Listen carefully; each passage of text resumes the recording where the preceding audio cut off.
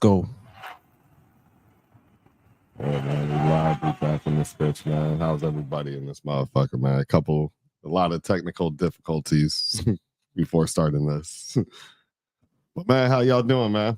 We back, man. Doing pretty good. Doing pretty good, man. Can't complain. Can't complain. What's up, America? How's everybody doing? Wonderful. How you doing out there? That's man. nuts. Like, this is all right, man. It's not too bad out there, man. It's just, just trying to relax and gain and maintain. You know how that goes, man. Yeah, Did man. y'all just see that? What happened? Seen what?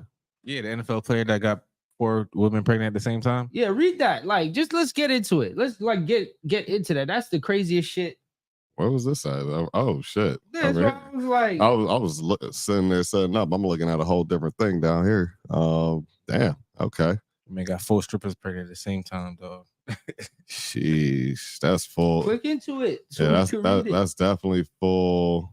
Xavier Howard is accused by his baby moms of having 4 women pregnant at the same time. The newest woman exposed DMs and photos and videos claiming she's expecting a baby by Xavier Howard, bringing his total of pregnant women to 4. Shit, man. First comment is obviously City Boys Up. Is that City Boys Up? I don't know. It's kind of rough because that seems like. Yeah, I'm about to click next. We got to say, I mean, oh yeah, it looked like they just doubled down on the post, but this man said this page going downhill, bro. Why you got 3 slides of the same shit? That's hilarious. Yeah, that is. I thought they were gonna niggas go with have something. No chill. I thought they were gonna go with something else. Bro, niggas have no chill when it comes to the comments, man. Oh my gosh. Comments are the best thing when I be like when I'm really on this whole wave. I'm not even gonna lie to you. Yeah, man. So fuck. 4 girls at the same. I mean, that sounds like a bit. He just went on to binge real quick, nothing too crazy. Nothing little too good crazy, time. nigga. That's 4 different child supports, nigga. To actually have, the actual kids and all that. Yeah, that gets a little crazy. What I mean is just in general of him having the 4, going on a little run. That's just a little run. You know what I'm saying? For an NFL player, that's a little run. Just having the kids though, that's where it's wild. Like. What if he's going on what if he's on his Baki his Hanma, like just trying to get, trying to have all these D1 babies. Nah, he's trying to get his Nick Cannon on. That's really what it is. Nick Cannon's been shooting up clubs since goddamn More Than Shine. Shit, you know what I'm saying? Just do. You feel me? That's what Nick Cannon apparently is Xavier Howard is up to right now. Before women pregnant, it is alleged, but honestly, yeah, that boy's in the club right there. You see the picture, you see the ones on the ground. That's not a part of the Florida core. You know what I'm saying? That's wild. Yeah, that is not tile. Yeah, that ain't tile. He made that happen all by himself. So you go out to these strip clubs, they gonna start preying on you after a while, you know what I'm saying? Especially if you're up in there as a regular. And it looked like he was a regular. So yeah. It's nuts that niggas is just willy-nilly busting in hoes. Like there's a whole day, like niggas, like Jesus Christ, dog. Hey man, some people can't pull out the situation. You know what I'm saying? That's really what happens. None of these bitches are. None of these women safe. That thing's still on the side. What's on the side? On the corner. What just happened? I don't know why it flickered off, but yeah, it's still there. It still should be good. It should be in. I don't know why it came off. Hold up a second. Still might be in janky mode right now. Hold on. And it's sitting on the table, so it's, hold on. Let me switch up the programming real quick. Let's try this.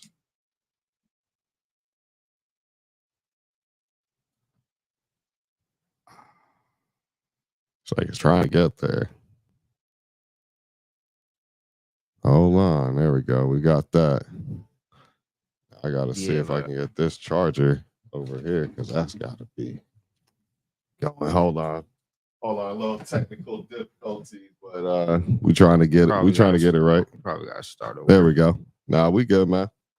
Was up in here. He already done said what up, man. One of the subscribers. How's everything, man? He said, hell no, City Boys ain't up. He laughing at that motherfucker, man. Nah, that shit wild. Well, yeah, he said he needs more picks than the baby mama needs this season. You know what I'm saying?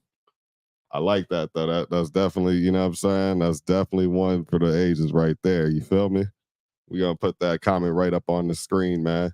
But yeah, man. So what y'all really think about that though? Like, if you had to deal with that, how you gonna play it?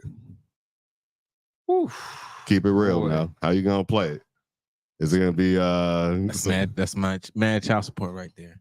Well, he's not married, so his baby moms is accusing him of having more baby moms.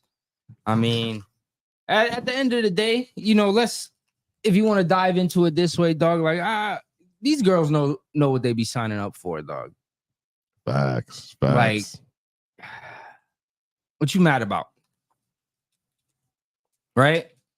Yeah, I guess like, you know what you signed up for. And I don't know for a fact what the status of your relationship with Mr. Howard is, but I'm pretty sure that it wasn't a planned pregnancy. Like, oh, let's have a baby, and I'm pretty sure you got pregnant and you told that nigga you was keeping it. Nah, facts. Matter of fact, let's get it even deeper though. I think honestly, I know it sounds foul, but I'm pulling the Magic Johnson. What do you mean? He had that. Well, I think it was EJ or something like that. I think that was like the whole thing. He was about to put some paperwork and say, "Hey, man, I ain't the father, man." You know what I'm saying? Here's a little settlement. No, actually, no. For but EJ? Nah, EJ is Cookie's son. You sure? Yeah. Okay, because it was a whole thing. I don't think I seen it. Maybe there's another kid. Yeah, there's another kid. But no, there's another kid that's supposed to be Cookie's friend. At least in the show, it was supposed to be Cookie's friend, and then he had the kid by her, and then eventually Magic, I think, decided to take care of the kid. Like, and I think he's like, hey, you seen your son? And Cookie was skinny the whole time. She didn't have like no pregnant stomach during the show. So, during the show, I don't know, man. Magic was a wild boy. Remember he tagged a friend right after she said, "No, I can't hang out with you." And he was like, "All right." He really hit her with the if your girl start acting up, then take her friend. You know what I'm saying? The whole way. Seriously. Yeah, that's some wild shit. That's crazy. What's good, Richie? Man, shit, just chilling in the hood, man. But anyway, but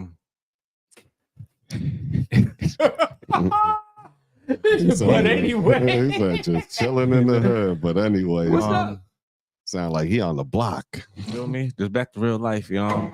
I got my peoples coming up, you know what I mean? From Jamaica, and I feel like yeah, we were talking about that off mic the other day. Yeah, I feel like it's not a bad situation, but I feel like it's gonna be like I have to change my living. Yeah, I mean, my living. You got the in-laws that's gonna be say like, okay, I don't know. So you're not a lot of no you know, like I would assume a lot of people we're all Caribbean descent, right? So a lot of people knows what this is like having extended family living in your house, whatever the case may be. But now we're adults, right? Yeah. So like, I think it would be wild as fuck if my mom came and stayed in my house for 2 months. It just you're just not used to it. I'm just like, you know what I mean? It's just different. Like, oof, that's a tough one. Nah, that's crazy. Like, that's really crazy. Come trying to think about it right now, right? And like you got kids, so like this is gonna be interesting. You know, you got your son. Your son's getting into teenage, his adolescent years. These are the tough times, dog. So like now, what are you saying? Grandma's gonna have his room? I don't know yet.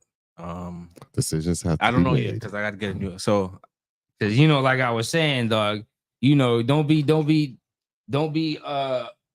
looking confused if he just start punching the walls because he can't beat his meat. He gonna be hot. He can't play his video games, dog. He gonna be hot. I mean, I want this shit. I haven't decided yet. I mean, it's still up in the air. You know what I'm saying? Because I mean, she hasn't been here at all. So there's a lot of people she hasn't seen in years. So at the end of the day, I mean, she could still sleep at other people's house. You know what I mean? But I just know my house is gonna be the main. It's gonna be headquarters, dog. Ah, that's crazy. Yeah, that is That crazy. means not only that, you gonna have a whole bunch of people coming over too. That's gonna be the crazy part. I mean, that I could deal with because niggas gotta go home. That's all right. You know what I mean? That's that part is cool. You know what I mean? Because niggas always A gotta lot go of home. trips to the swap shop. Nah, not really. Fuck you, me. Listen, Nah, that's all Jamaicans want to do when they come up here. They want to go to the swap shop. They want to go to the flea market. They want to go to Sawgrass. Nah, I know Sawgrass for sure, but not the swap shop. Shit, me. Actually, funny.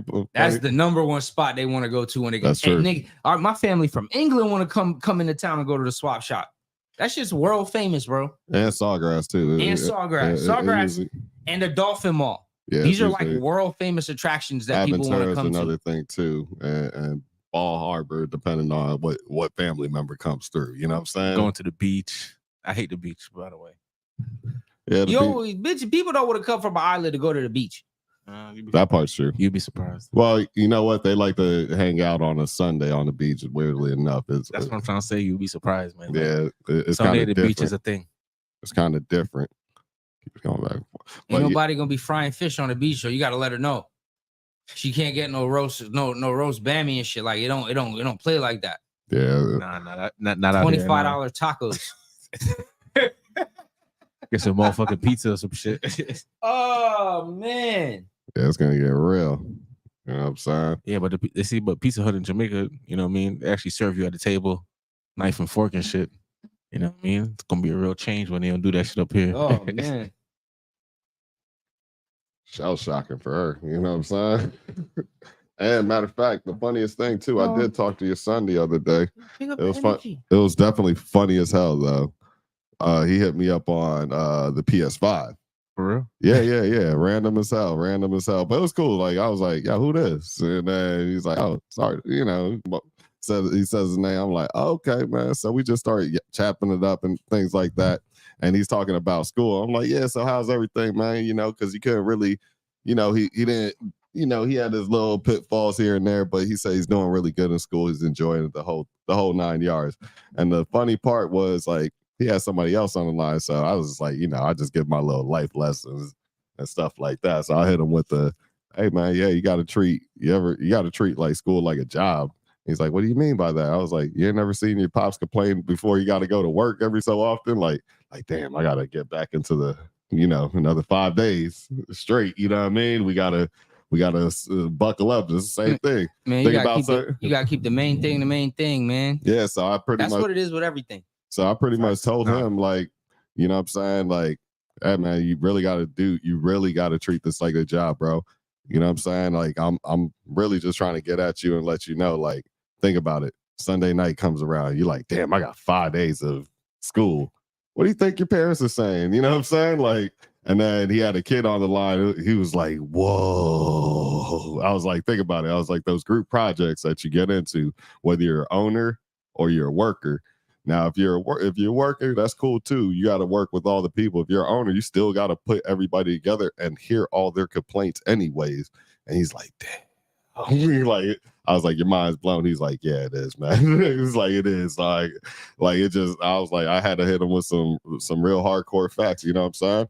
So like, man, I was just really just giving them just the knowledge real quick. It wasn't too crazy, but you know, it was just some, and then we're about to play, but you know, updates and all that. So that went to that. But yeah, man, you know, I know he was like, damn, that's some hard hitting life lessons just turning on the PS5. I know I kind of messed it up for him. You know what I'm saying? Nah, you got school used to the.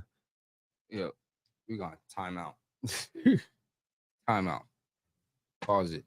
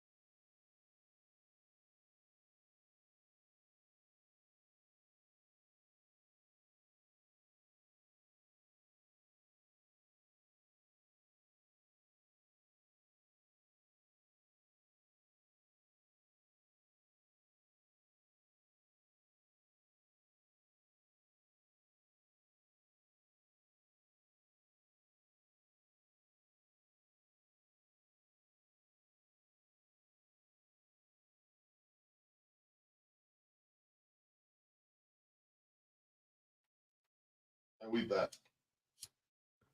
Yeah, we back to the shit, man. So a little more technical difficulties. You know what I'm saying? But yeah, man, like little niggas it was just like a little life lesson I just wanted to tell them. Niggas just signed off the game. And, you know what I'm saying? I was like, damn, I probably got it a little too heavy for him. You know what I'm saying? The shit was probably a little too crazy, man. But, you know, that was the weekend, man. I ended up, how's y'all weekend anyways? What y'all end up doing? Yo. All right. So I got a whole new respect for athletes, right? I got 2 cortisone shots in my left foot and 2 cortisone shots in my right foot. One in my ankle, one in my heel.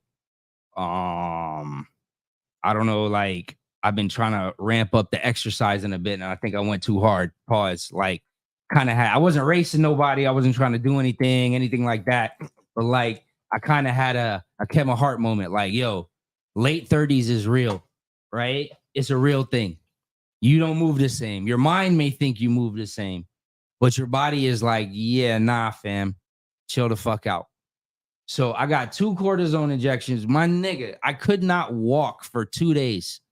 I don't know how these niggas is getting these shots and going to go play games the same day. Like, this is like some superhuman, Incredible Hulk type shit. Like, this is some other shit that I've never felt like. I've had back surgery twice. My nigga, it felt like I had back surgery in my foot. That's terrible. Yeah, because it looked like from the looks of it, it's a shot in your heel, right? In my heel and in my ankle. Holy shit. Holy. So like this nigga Aaron Rodgers blew his whole Achilles and stood back. My nigga. Different type of respect now. Oh my gosh. I mean, but you gotta understand these things. I couldn't I see why Saquon want their money, dog. Like, oh my god, dog. Hey, the cortisone injection alone, I'd retire. I would retire. Well, I ain't gonna lie to you, bro. Like, there was a what's the name?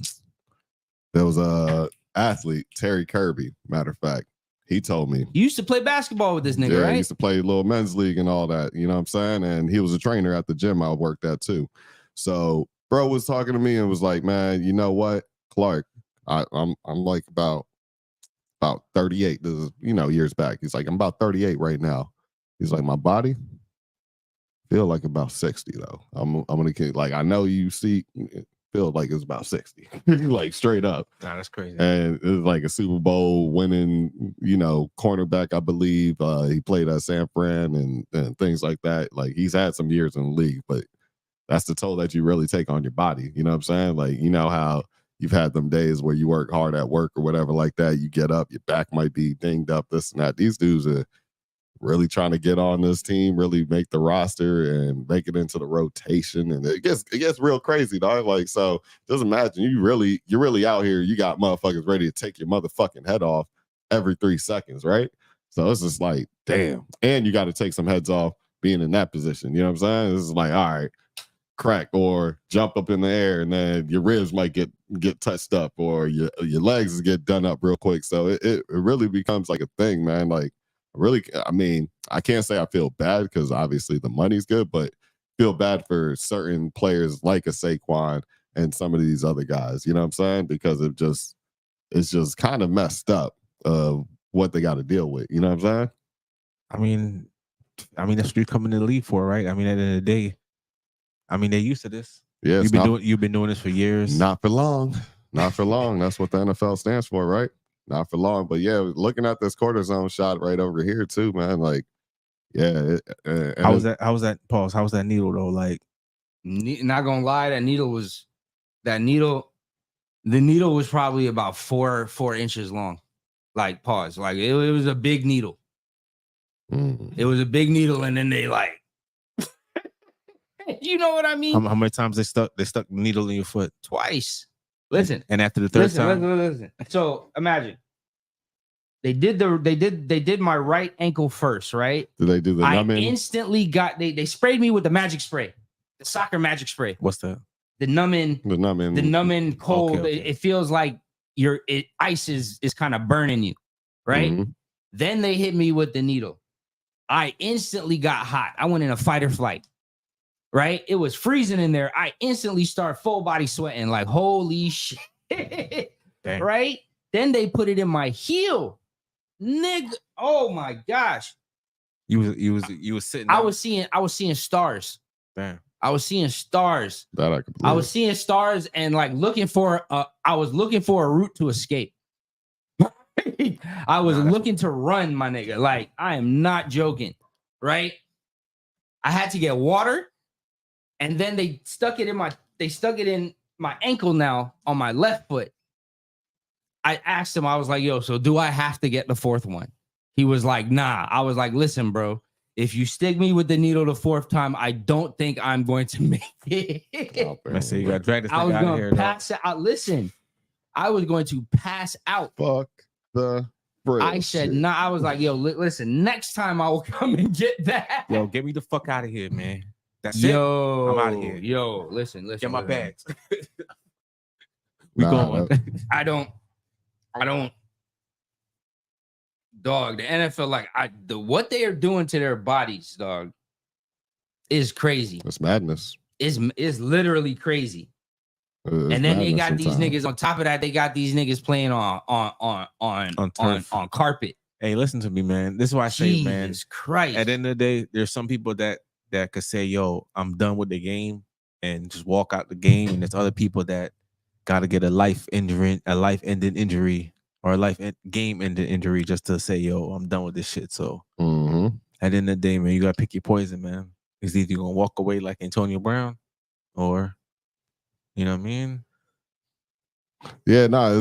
And the thing is, like I said, they say sacrifice. You gotta kind of give it to them a little bit. They really going out there and just put it. It's tough. Like shit, the game's on right now. It's 6-6. They got the goal line, and you know what I'm saying, heads are button. You know what I'm saying? Like right now, we're watching the Saints versus the Panthers, and now look what happened to Hamilton. That's his name. The nigga that caught the cardiac arrest on the field. Hamlin. About DeMar. Yeah, DeMar Hamlin. Look what happened to him, and that was just by nature. He tackled somebody. I mean, they saying that was the unicorn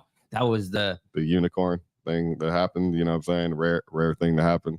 It was the he ain't gonna say it, but they're saying it is the little jab. What do you mean? I'm not gonna say it either. Oh. The Jabberwockies. The jab. The jab. The little thing that they were trying to make everybody get, and now you got to get one every season. All of a sudden, so like, there's that. You got to play, but you only have to get it. You got to play that ringtone. So let me ask you a question with that. Like, that go? Which we were saying this. The sound effect. Yeah. The Law and Order. You know what I'm saying? But even with that being said, right? Like, you have those people that took that, and now is it only with those people to take it every quarterly or whatever, every year? You said they say. If you took I just saw the commercial, right? They're talking about this season's new version of the jab. And it's like, what you mean? That's getting wild. This season's. That's so, wild. hey, man. Let's just, next topic, right? Trippie Redd was at Tate's Comics. Stop lying. Over here in University, yeah. When? Today? Today? I'm guessing. Funny. I was talking about going there this week. He was there. He just stopped by. He live here now. Yeah. He bought our friend Clark's close friend's old house. Yeah. It's a mansion. Yeah. You talking about the one that he living in? The one that he taking pictures in? Now? That's the same. That's the same. The one, I don't know if you remember, we went to one of the son's birthday parties. Yeah. And like they had a big party there. Yeah, it was a nice vibe. Like he had the big dance floor that was like pretty much a big LED light lit dance floor. Yeah, they sold a house. Oh, speaking of which, yeah, shoot, shout out to them. They had a birthday this week, and I don't think they did any little celebration or nothing like that. But big house. I can't even call it a house. It's a compound. Shout out to Mo. You know what I'm saying? I'm gonna go ahead and give him a little birthday shout out. Why not? You know what I'm saying? But that shit was cool. Like that crib, supply crib, bro. Crib. Got like, is it a full half basketball court or a full court? Let's have basketball court, but it's like NBA regulation basketball court with their names on it. Yeah, that shit dope. Only thing it was missing, it didn't have a pool, but it's nice. Like you can't really say it's missing a pool, right? Like you could just put a pool. You could put a pool. The amount of land that shit is. Richie is about like imagine going to all right. Imagine going to your place. Like how we have the strip of townhouses. It's about like 4 or 5, 6 of these joints, easy. Bigger than that. Yeah, bigger than that. Probably like 10 of these. Bigger joints. than that. Like okay, think about from the playground, bro. Like talking about the entire property, right? From the playground, like the whole roundabout to the wall, probably 10 houses down to the street. Yeah. Damn. It's a compound. Yeah, it's big. Man, it ain't no look like. I kind of want to let you know he got a nice property. It's almost as big as that smoke party you went to in Miami. Bigger than that. Bigger than that for sure. Bigger than that.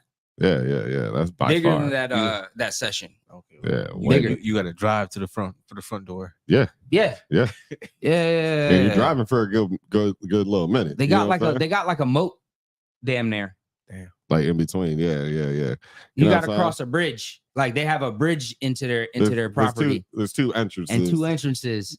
And two like there's like wings. Yeah. That's crazy.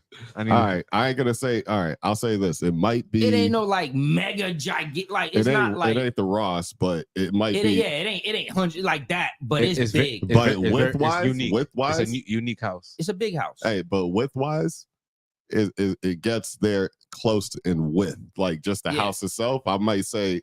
Because Ross got way more property. Yeah. Ross got like the X thing going. They kind of had like the straight line going. So imagine, you have the straight line with all these things and anemones and all that. I think they had like multiple garages under there. It was dope. I love the spot. Like I really liked it because all the family for the most part was living in there. So you really got to have like that. You got to really kind of keep your family close, you know what I'm saying? And the brothers are close. So I always thought that was cool. Personally, just looking from the outside in, I always thought that was like one of the coolest things I've personally seen, you know what I'm saying? But yeah, man, Trippy was out there. Like they ended up taking a video. He probably took a bunch of pictures and shit like that. Tate's posted it. Yeah. Shout out Tate's comic, dog. Shout out Tate comic, man. All the anime heads in South Florida know about Tate's comics. So. Yeah, I'm actually that was the spot to get your anime. Other than Blockbuster, you know what I mean? They number one. They had everything, man. They number one in South Florida for real. They've been around for a long ass time. Same spot and everything. Crazy small world. But you probably now really getting to explore the area and stuff like that. You probably went over there for obviously some comics, some maybe some decoration shit like that. You know what I'm saying? Shout out to Sexy Red in the city last week. Me and had Oakland Park going crazy. You know what I mean? They were trying to connect the shooting to her, but that was across the street. Shout out to her, man. That's what that was? Yeah. Ah, okay. What happened? Sexy Red, she did a video shoot. Yeah, there was a shooting at the video shoot. No, it's across the street. That's what happened. It was at a gas station. It wasn't at fucking our barber. That was our barber's homie. He got killed. Oh yeah? Yeah. Our barber's homie got killed. They took his watch and stuff and still killed him. Yeah. Oh shit. Unalived him. Sorry. Yeah. Sorry about that. Yeah, definitely for street. Very messed up situation across the street at the Chevron, the gas station. Yeah, Chevron right across the street. I think the Chevron. Yeah. There's like multiple Chevrons. Ironically, shout out Nelly, dog. Our condolences too. Oh, for real? Yeah. And he was also, it's funny because not funny, but he was next to Prez P as well, an artist, and like they were flicking it up and in each other's stories and stuff like that. There was a lot of people out there. Like I thought about going out there, but sometimes I always skip out on the things I need to skip out. Yeah, I don't go to video unless we're shooting the video. I'm not showing up for a video shoot. Nah, it was wild out there. It was so many things out there. It was crazy. Especially Sexy Red's energy, dog. Like It's not necessarily her, but it's no, I'm not what, saying her. I'm saying the energy around the music that she puts out. It's the people that's gonna come out. I mean, it's it the was people crazy. that's gonna come out. It wouldn't be her and her people, but yeah, it's like, you know, some people don't really know how to separate, you know, what's what. You know what I'm saying? When it comes to those things, you feel me? Like, and then they with a don't group know of people, what right? the reality is. It's like, oh shit, since she's twerking and shit like that, we got to go up everywhere. Nah, you know, hey, this is the scene, and we're over here. We need y'all in a big crowd shot, and that's it. And then think about it. You got a group of people, right? Just around, not paying attention. Anybody can come out there with 10 homeboys out there and just post up and just watch anything, your movements, see what you're doing. You know what I'm saying? It's a crazy world out here. So at the end of the day, man, you got to be safe out here because, man, anybody could be watching at any given time. Because think, just the other day, they was robbing at the youth fit out there the other day. Oh, they did? Of course. Yeah. They fuck, they're robbing. You said they're robbing people at the youth fit, like at robbing niggas' cars and shit at the youth fit. Oh, you know what I'm saying? Cars. I was like, like, what the hell are you gonna have on you all at I'm the saying, gym? the point I'm trying to say is that, you know what I mean, you just gotta be safe out here. It's a crazy world, you know what I'm saying? You gotta watch yourself, you know what I'm saying? Watch what's going on. You know what I mean? At the end of the day, rest in peace to the dude that lost his life at the gas station, you know what I'm saying? It's not so, man. It's you know what I'm saying? It's savage out here, boy. Yeah, like, you really gotta protect yourself, man. Man, at all costs, man. Man, oh man. Yeah, no, I get it's been getting real out here, and I'll explain why. Because I mean, you know, recession's hitting. You got all these people with videos. The change. That's why I've also said that too. Like, this is part of the reason why I don't like necessarily would get a chain just for these. Nah, yeah, like not during the starving time. I like jewelry. Like, look, like I love jewelry, but like at this point, dog, you can't be worth it. You can't be flashy and love yourself. I mean, you can be. You get what I'm saying? If you could afford the chain, I guess I hope you could afford security too. Yeah. Right? Like, if you're gonna spend 50,000 on a bust down Cartier and a bust down Cuban and all of this stuff, like get security, man. But then again, it's real out here. Mm-hmm. And then again, you shouldn't be hanging in the hood either. I'm not saying, you know what I'm saying? Nobody should be scared of nobody, or you could go anywhere you want to, though. But at the end of the day, man, if you riding a bus down, what you in the hood for? You know what I mean? Like, yeah. The crazy part was, Nelly showed me the pictures and everything, dog. Like, they found them boys that did it too. Oh, really? And then niggas was just chilling. Where? Wherever they found them. Damn. The dudes that did it. The dudes they didn't run off to like a little local trap spot after. I don't know. I would think it would be that. You know what I'm saying? I would think they would have did it that way. You know, at the end of the days, man, niggas don't give a fuck, man. Niggas will rob you, kill you, and go stay home and eat some popcorn, nigga. Niggas don't give a fuck. Shit gets deep. Shit gets real fucking deep the way they be fucking playing out here, man. Like, it's a fucked up game, dog. Like, it's a fucked up game. And the fact that I don't even like, he's not even like, he's a known guy, you know what I'm saying? But like, I don't think he was like, you know, so known to the point where like, yeah, he had I seen what he had on. I think it was like, it looked like a rollie and just a chain. Like, yeah, look like just the simple. He gave him the watch, and then they still unalived them. Yeah, you know why? Because like, there's always somebody in those type of crews that person just wanted to. Somebody got to prove a point, dog. Yeah, somebody just wanted to shoot anyways or do something stupid, and that's what ended up happening. You know what I'm saying? Now, but think about it though. You could have robbed somebody and still got time for that, but then. Yeah, you didn't have to. You take a life. I be wondering, like, why, man, why you gotta do all that, brother? You already got what you came for, right? Mm-hmm. I mean, you came for the money and the jewelry, right, or whatever the kids you came for. But why you got to take a life at the end of the day? Like, I mean, like that's crazy. That's tough, dog. Yeah, that's super tough, man. I want to talk about something a little more happy, exciting, dog. You know what I'm saying? Dog, because all of this bad stuff is like happening close to home. You know what I mean? I mean, yeah, that was the other rapper's mom thing. Yeah, dog, and it's thing, like, right? What was the kid's name? Oh yeah, Psycho Bob. Is it Psycho Bob? Psycho Bob, yeah. Psycho Bob, recipe to his mom, you know what I'm saying? That's Kodak's homeboy. Homeboy. Yeah, he's on the sniper gang. You know, man. Rest in peace to And his apparently his card before he got like in the situation, he ended up getting shot up too before he went to jail. Right here, right here in Oakland Park. I mean, 441. Yeah, the shit was crazy when I seen that.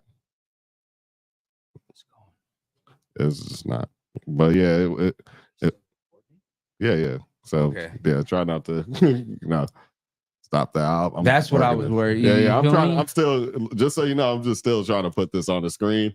That's all I'm working through. But other than that, I'm still gonna be talking. Full transparency, guys. We took a major L. We spilled some water over our very expensive MacBook Pro. Yeah, so we're kind of dealing with that. Gut punch. Yeah. But hopefully it's still recording. No, it's definitely recording. We've been on the whole time. It's more me just trying to give y'all something to look at. So something to look at. That's really what I'm working through. You know what I mean? Talk about the boy. You know what I mean? That's really what I'm trying to work through. Other than that, let's talk about something else. Well, okay. So in other news. How about this, right? You guys ever heard about Rotten Tomatoes? Yeah. Throwback site. I remember that. Right? It was exactly. You know, Rotten Tomatoes. Review the movies. Review the movies, right? Yeah. You go check to see what they say about movies and everything else like that. Yeah. Okay, so boom. Rotten Tomatoes has been exposed for over 5 years. A PR firm manipulated movie scores by paying critics. A report in Vulture magazine. Pretty reputable magazine about entertainment news and Hollywood news in general. Vulture reports that PR firms have been paying critics to manipulate the RT scores of a movie for at least 5 years. They use Daisy Ridley's movie Ophelia as an example. In 2018, Bunker 15, a movie publicity company, took on the task of boosting the Rotten Tomatoes score for the film Ophelia starring Daisy Ridley, which had received negative reviews. Bunker 15 recruited lesser-known critics, often paying them for positive reviews and encouraging them to keep negative ones on smaller, less visible platforms. They successfully improved Ophelia's scores from 46% to 62% on Rotten Tomatoes, eventually leading to a distributor acquiring the film for a U.S. release. Yeah, that's a lot of money. Ah, shit. That's like what the record companies do by paying for streams. Yeah, they run in the same play. So and you're saying they're showing that to advertisers and other people to buy in, right? And investors. Mm-hmm. Okay, yeah, they just fucking, they fudging the numbers. So, you know what I'm saying? Like, they the middleman to the movie company getting a bigger check, and then they get a check on the back end. Pause. Yeah. That's why when you do that, that's really what they trying to just run that play. Really, at the end of the day, they committing fraud in Hollywood. Shit crazy. Yeah, so like you can't even trust Rotten Tomatoes anymore, man. I mean, I never really trust them anyway. I go for how I feel about a movie. Fuck that. I've been watching movies too long to trust these niggas, man. That's true. Come on, that's very true. We came from an era where before there was like all this. We have Siskel and Ebert. You feel me? Yeah. Come on, and man. 2 thumbs up, nigga. That's true. We did have Siskel and Ebert, though. We definitely had them in the mix. All right. So what I'll say is we had the beauty of watching movies unfold from bullshit to like real graphics.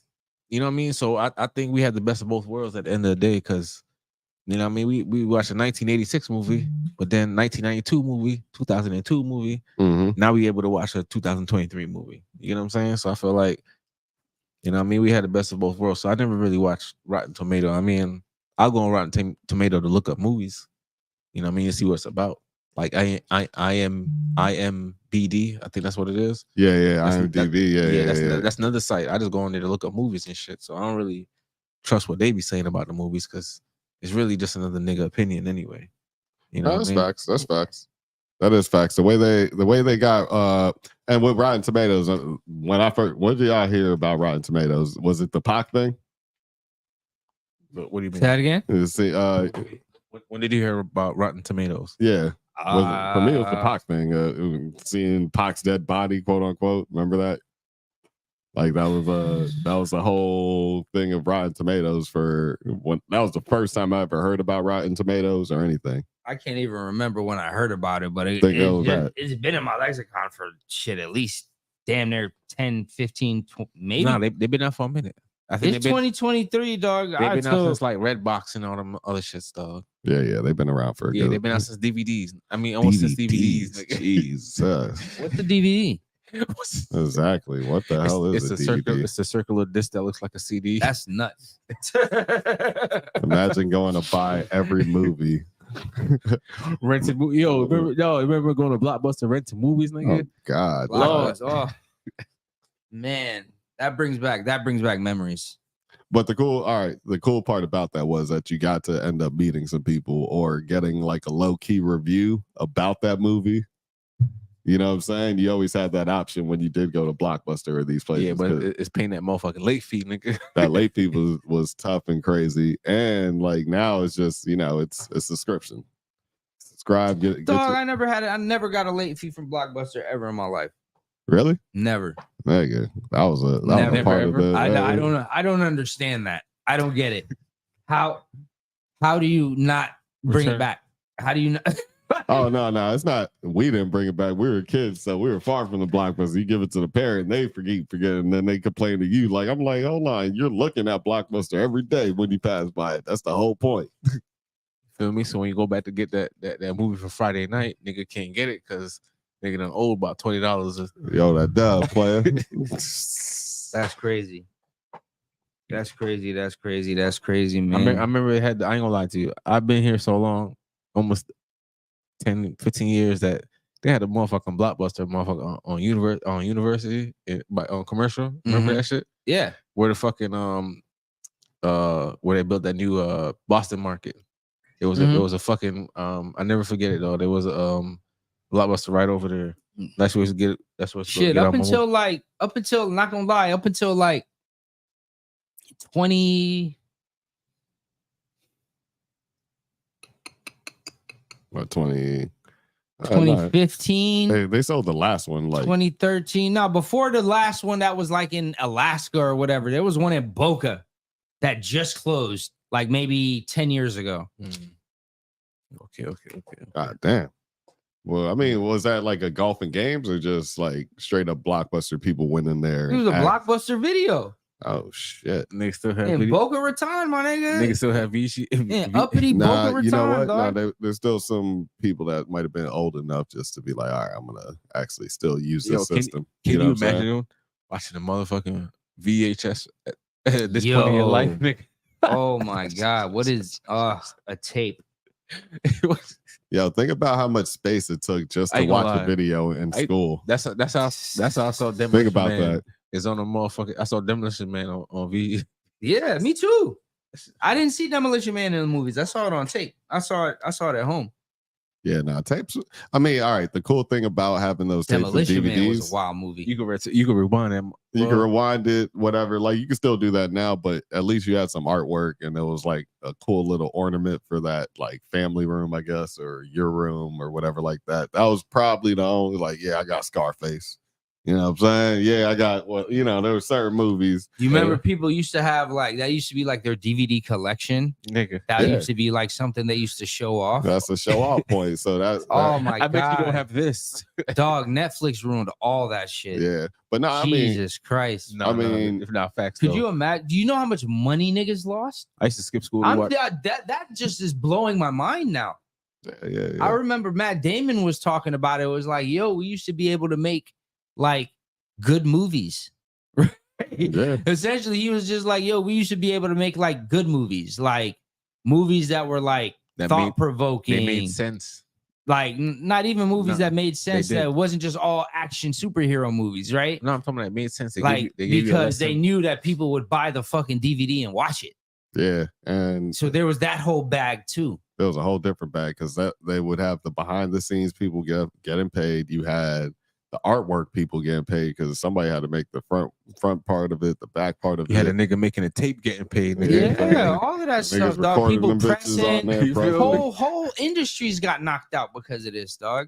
Now, all you got to do is get fired by a fire stick, nigga, get it on lock, nigga. And you watching every movie, damn near free, nigga. Now these niggas, Yeah. It's either that Yeah. or you subscribing to the subscriptions. So Yeah, you know what I'm saying? So it's gonna be one of the two.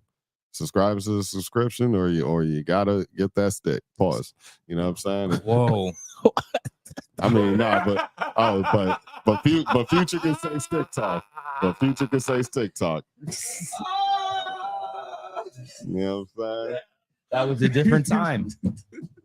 That was a different time. Yo, niggas get shot at the KB. You know what I've been thinking about, dog? Like what in my lifetime, right? Like how I was saying that was a different time. It made me think about this, dog. I think about music. You know, like how there was before BC and AD, before Christ, after death. That's how you think about music, right? Like that's how they think about time, right? There was the time before Christ and then after Christ. Fact. Before Jesus and after Jesus, right?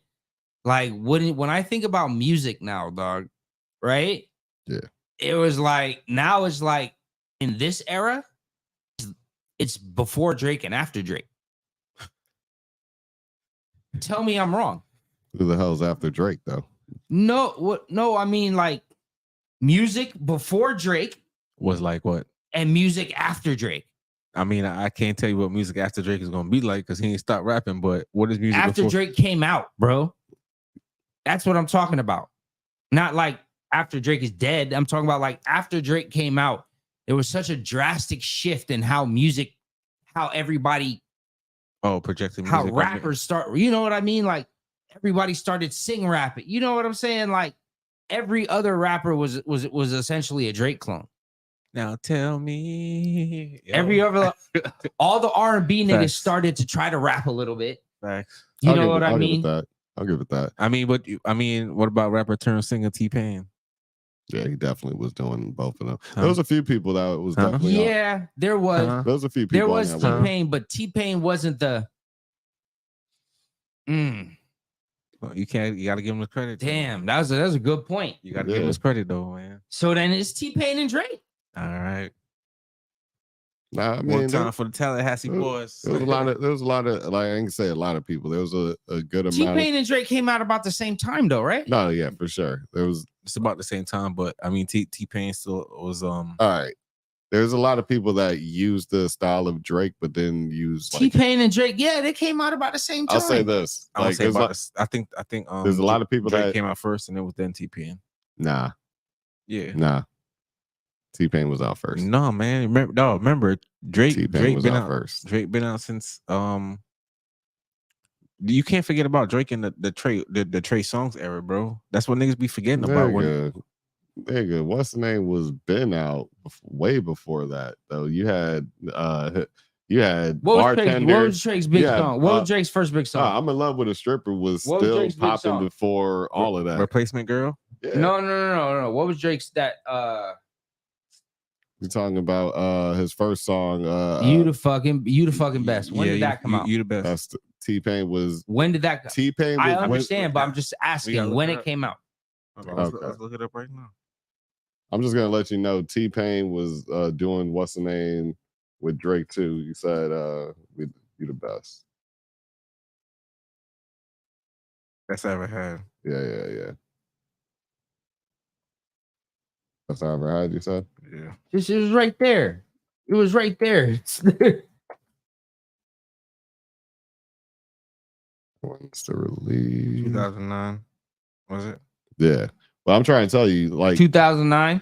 But y'all ain't even listening, bro. Like this man T-Pain was already on the Lil Wayne run with the T-Wayne by that time. That's what I'm trying to tell y'all. T-Pain was already in his bag. You know what I'm saying? He was doing the but T-Pain wasn't rapping and singing really. He was singing. He was also rapping around that time too, because he literally had karaoke at that same time, and karaoke he killed that. Like T-Pain dropped 2007. 6. Yeah, he dropped 2008 and can't believe it. And that was with Lil Wayne. That's the damn near the second or third album. We ain't even talking about I'm in Love with a Stripper and all that came before all of that. You know what I'm saying? Rapper yeah, but he Turn, was singing. He was singing though. He was literally, singing with auto tune. literally, because the album was called Rapper Turned Singer. You know what I'm saying? This is when he's like, hey, I was a rapper, but I'm gonna have more success actually singing, which a lot of people started No, taking I on. understand You know that. what I'm saying? So like originally, yeah, you could probably give it to T-Pain. There might be other artists, but T-Pain was definitely like super successful in that. Yeah, T-Pain was super successful. Hold on, but Drake had that one song. Drake had dropped that one album, September 1st, 2007. When he had the all them features, the comeback season mixtape. When he was on, you know, Drake was huge. The mixtape game. Trust what me. I'm saying. The mixtape Drake was there, but Drake was dropped huge in the mixtape. Remember when, Yeah, he, but remember he the- came on the on, was it On and On or some shit like that? The that shit he had sample on the when he was in the fucking the jacket with the fleece behind. yeah, but Oh That's what- yeah, I mean, he had the Heartbreak Drake no, I mixtape. got what you're saying, but Drake wasn't charting like T-Pain. No, at that No, I point wasn't in saying time. we wasn't talking about chart. No, we was never T-Pain was talking an about R&B charting. artist. Yeah, Yeah, we wasn't talking about charting. When I We're think talking about when I think singing and about when I rapping. think about Yeah, hip hop, yeah. when I think about But hip hop, Ja Rule was also a dude that but it wasn't. It not even 50, not even Kanye. When I think about hip hop, is literally, at least for me, is before and after Drake. Like he's made every other nigga that come out now is a Drake clone.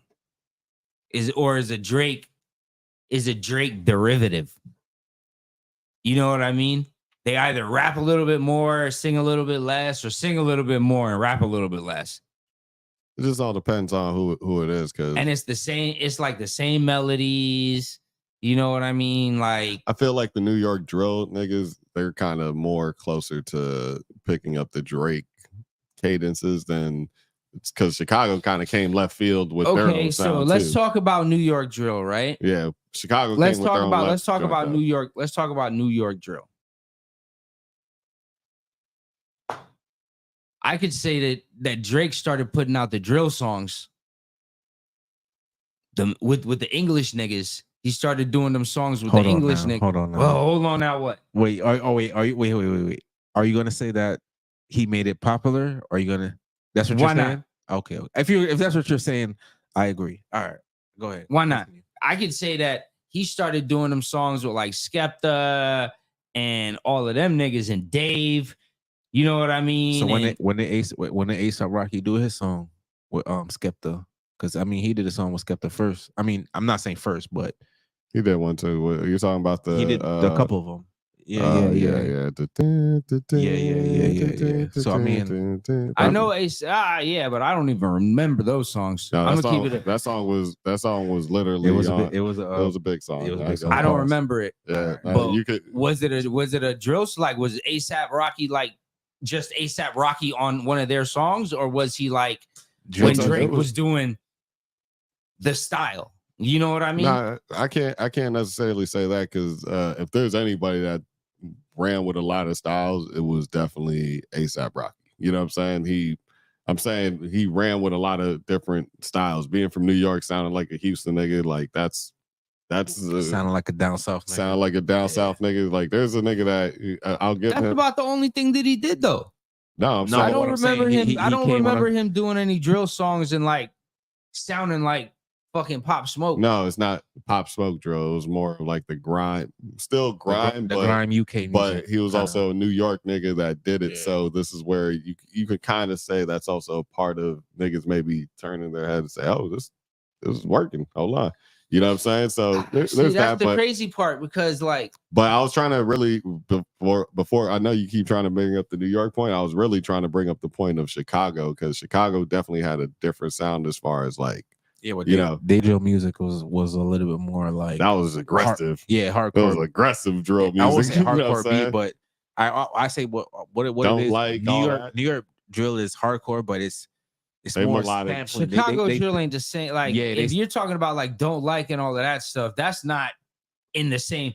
Like, I wouldn't even call that drill. I'm talking about well, they're the originals, as they call it. Damn. But they call it drill because it's like It's a nigga named Tony. Because drill, I think they call it drill for a completely other different reason. It's drill music, like it's motivational.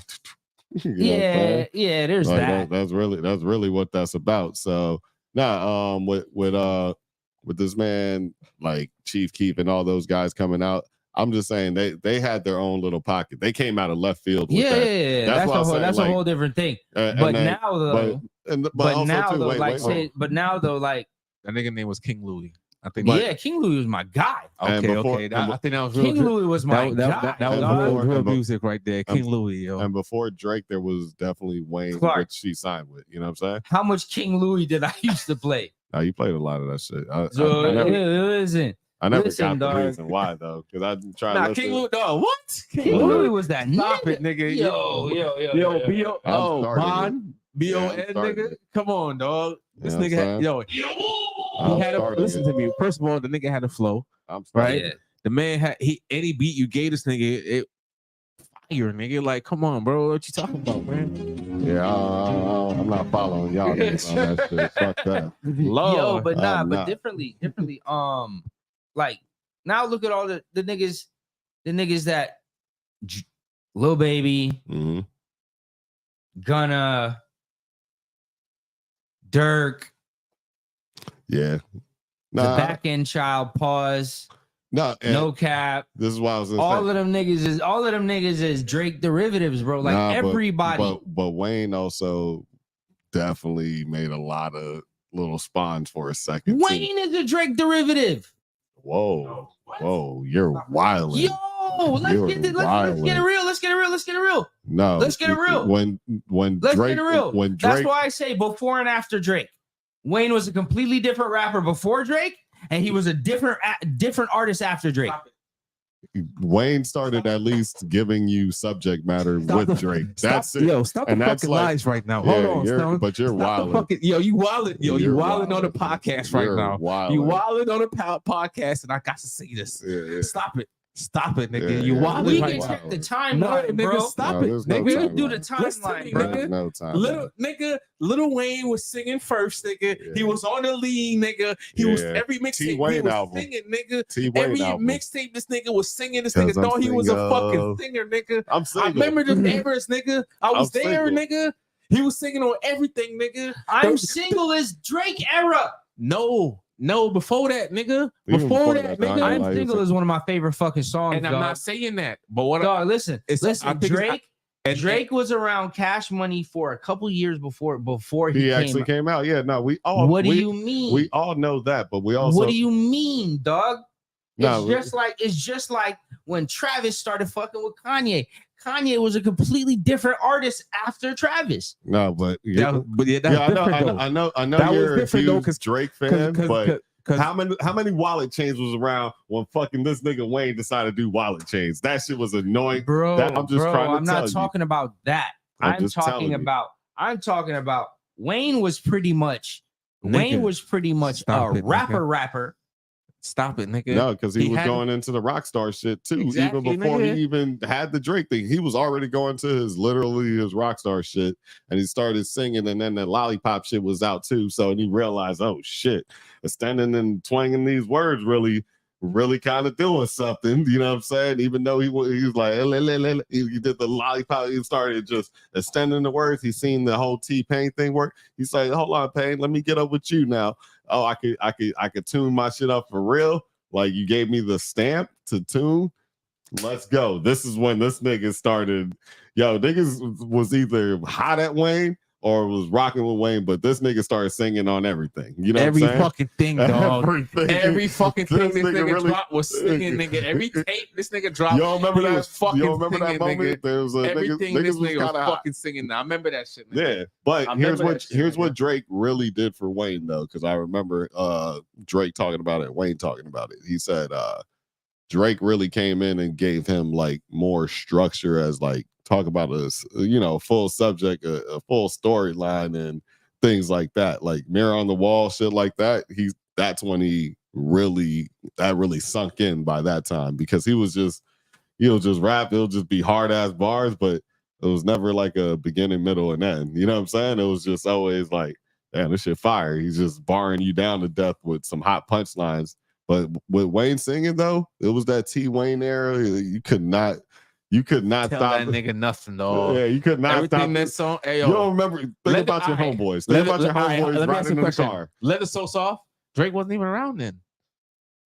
Always strapped, nigga. When he dropped the Birdman and Lil Wayne, like my daddy, nigga. Come on, brother. You forgot about that shit? Yeah, nigga was singing all over that motherfucker, nigga. You forgot about that shit, nigga. No. My leather so soft. Bitch, I go okay. so hard. Okay. I'll give you that. I'll give you that. I'm a duffel bag boy. Come on, nigga. Duffel bag boy, nigga. Yeah. Okay. Come on, nigga. Stop it, nigga. Staying on the whole hook, nigga. When did Duffel Bag Boy come out? Hey, hold on. We didn't serve. Nigga, just look up Duffel Bag Boy. Yeah, for real. I'm gonna put it right here. Hold on. About 2000 and when niggas was still rocking them long ass bros, nigga. Yeah, hold on. Click it. I just hit in there. Let's see what we got. Duffel Bag Boy. Oh, 2020. Okay, so click the song. Huh? Click the song. You could click the Wikipedia. Oh, the wiki. Or the Genius. Either way. Yeah, let me click the wiki though. You're gonna have the year this is out. Come on, get your money, little Duffel Bag Boy. Come on. I ain't never ran from the 2007, yeah, that was. Listen, nah, you gotta stop. You said 2009.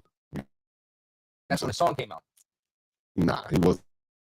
All right, listen, this is Officer. What about the shit he did with Jazzy Faye, nigga?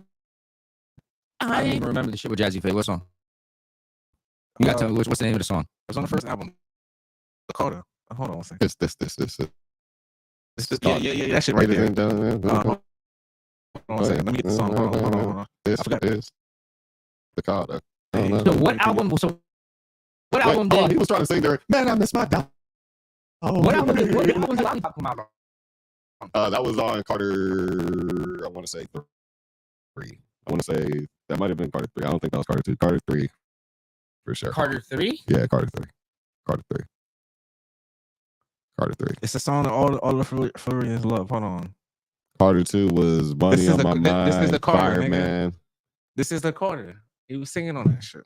Ladies and gentlemen. Yeah, nigga. Yeah, nah, he killed but Miss My Dog. The Carter 3 came out 2008. The Carter I'm talking about. The Carter 3 came out 2008. The Carter. We pulled up a song from 2007. We're talking about the Carter, man. And Duffel Bag Boy, you know what I'm saying? Like pull up the Carter. The Carter with every Floridian's love, dog. This come up in the club, dog. Niggas is dancing. Come on, man. Or I think it's with the A, but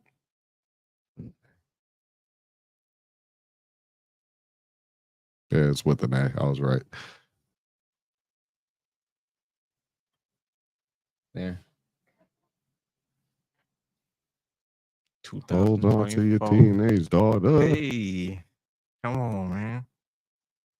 2004. Way before the yeah, but this is all Gilly stuff. So like, if you want to be real about it, this is all Gilly stuff. You put it like you gotta be hating on the nigga, dog. She sound like Phil. You hate that nigga, dog.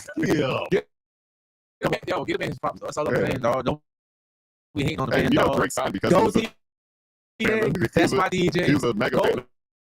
DJ. Yeah, I understand that. But like I said, dog. We know Drake is now turned out to be a greater rapper, but you also have it's not about the great. It's not about the greater. It's not about the greater. Now let's put this in perspective too. Where would he be had he not had to go to jail and take that time off, and there was no contract dispute with him and Cash Money? I think that's going to be that would have been like a real thing to watch. Personally, I was always, even though they had the Drake versus Wayne, like they were a lot more closer at that time, but Wayne had to take 2 major like haymakers to his career, technically. You know what I'm saying? For legal purposes, both times. One legal on the business end, and one legal on like the actual like escaping, like I don't know, was it state prison or federal charges or whatever, right? So like, damn, I'll say this though, man. Like, I'll say this. Like, this man Wayne. What happened with the? Yeah, this man Wayne has really been like really dope. And there's been a lot of songs though. Like, man, he's always had like the whole singing thing in there. You know what I'm saying? I think. But like I said, man, just as soon as he got that clearance, bro, like, you don't agree when he got the clearance with the T-Pain thing at all? Like, he wasn't just trying to sing everything, dog. Like I said, Drake, him and Drake, they gave each other credit. Like, yo, Drake came in and was just like, yo, you need to start, like, you know, tell me a story. You know what I mean? I know you got like alphabet bitches and shit like that and all these things, but you're not telling me a story. You know what I'm saying? Like, this is when he started giving you, like, that's what I said. He would give you a full thing, like, okay, here's the beginning of the story, and then would tell you a little story. Now he's doing that. You know what I'm saying? But the singing part, he was already influenced, in my personal opinion, by that time. Drake definitely was like, he's seen what Drake could do. Hey, oh, you're better than me at the singing shit. You know what I'm saying? We're going to have Drake on every single hook, because after a while, hey, he sees that he's nice at it, but this nigga Wayne was already knee deep. You know what I'm saying? Like, just in the singing bag. He was definitely singing everything that he could by that time, my opinion. At least from... Yeah, I get what you're saying, right? But Lil Wayne, I don't really necessarily, I can't think of a song where Lil Wayne was singing and rapping until after Drake. Tell me a song. I know there's something like Duffel Bag Boy. He's Carter. Singing. This is the Carter. No, that's a hook, bro. It's not. All right. Listen, bro. Ooh, niggas sing hooks all the time. That's not singing and rapping. Be all on me. Want me. I can't believe it. He did that shit with T-Pain, and then this nigga, yeah, he was singing on that song. He was singing on it, and he didn't rap. Oh, come on. That's singing, bro. That's singing. He didn't rap. The whole song he sang. So you tell me a nigga got to rap and sing on the song? Yes. On the same song. This is what I'm telling. T-Pain then. It's T-Pain. Who? When did he do that? T-Pain? When did T-Pain rap and sing on a song? Lord. Let me go on my phone. We can't actually play anything, but you can't play nothing. But tell me a song that he rapped and sang. Hold on, let me look it up. And by the way, Wayne did actually have a verse on Duffel Bag Boy, so technically he did that back then too. He just gave them he gave them the song, took his verse off. So yeah, that's one in 2007 as well. If you, it's not. That's a singing hook, and he actually rapped. I never heard it. Yeah, there's a he put it back on the remix, which still came out in 2007. You know what I'm saying? And, I guess. And truth be told, like, another nigga that was kind of doing that singing and rapping shit was Andre 3 Stacks. You know what I'm saying? That's another nigga that was. Yeah, but Andre 3 Stacks. He just has a large body of work, but not as much as he's not as influential. Yeah, but I'm just letting you know that's another person that's done it. You know what I'm saying? Like, he's not Drake is the best person who's done it. He's the most influential one, like I said. Well, we're not. I'm sure there was other niggas walking around in Jesus' time talking about God. No, but I'm trying. But he was the biggest one. What you're trying to do is you're trying to discredit Wayne in what he wasn't doing. You got literally Young Thug that cloned his whole like thing off of him. You know what I'm saying? That was a whole thing. Hey, we got a new Wayne clone, and there was other Mad Wayne clones doing that shit too. This was also influential. That nigga was influential too. That's all I'm saying. Like, I don't think his star shines a little bit less just because Drake is like the greatest. Like, all right, this nigga was nice too. You know what I'm saying?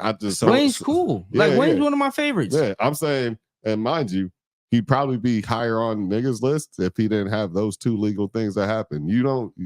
Realistically, that took off mad years. I watched it happen. And this nigga had no worries and came back, and niggas was like, look me in my face. I ain't got no word. The truck fit shit. Niggas was, for a second, it was like, damn, this nigga's back. But then he was like, what about Bird, I need my money. Shut it back down again. What about Bone Thugs and Harmony then? Bone Thugs? No, Thugs. they were. That's true too. But they, you know, they were influential because niggas was trying to remember every fucking Bone name. That was like a thing too. Hey, you know how many Bone names do you know?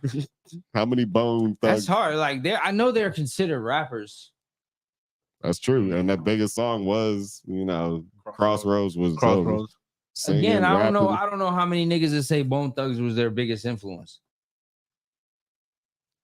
But they are influenced. I mean, everything is an influence at the end of the day. Got first of the month. Wake up.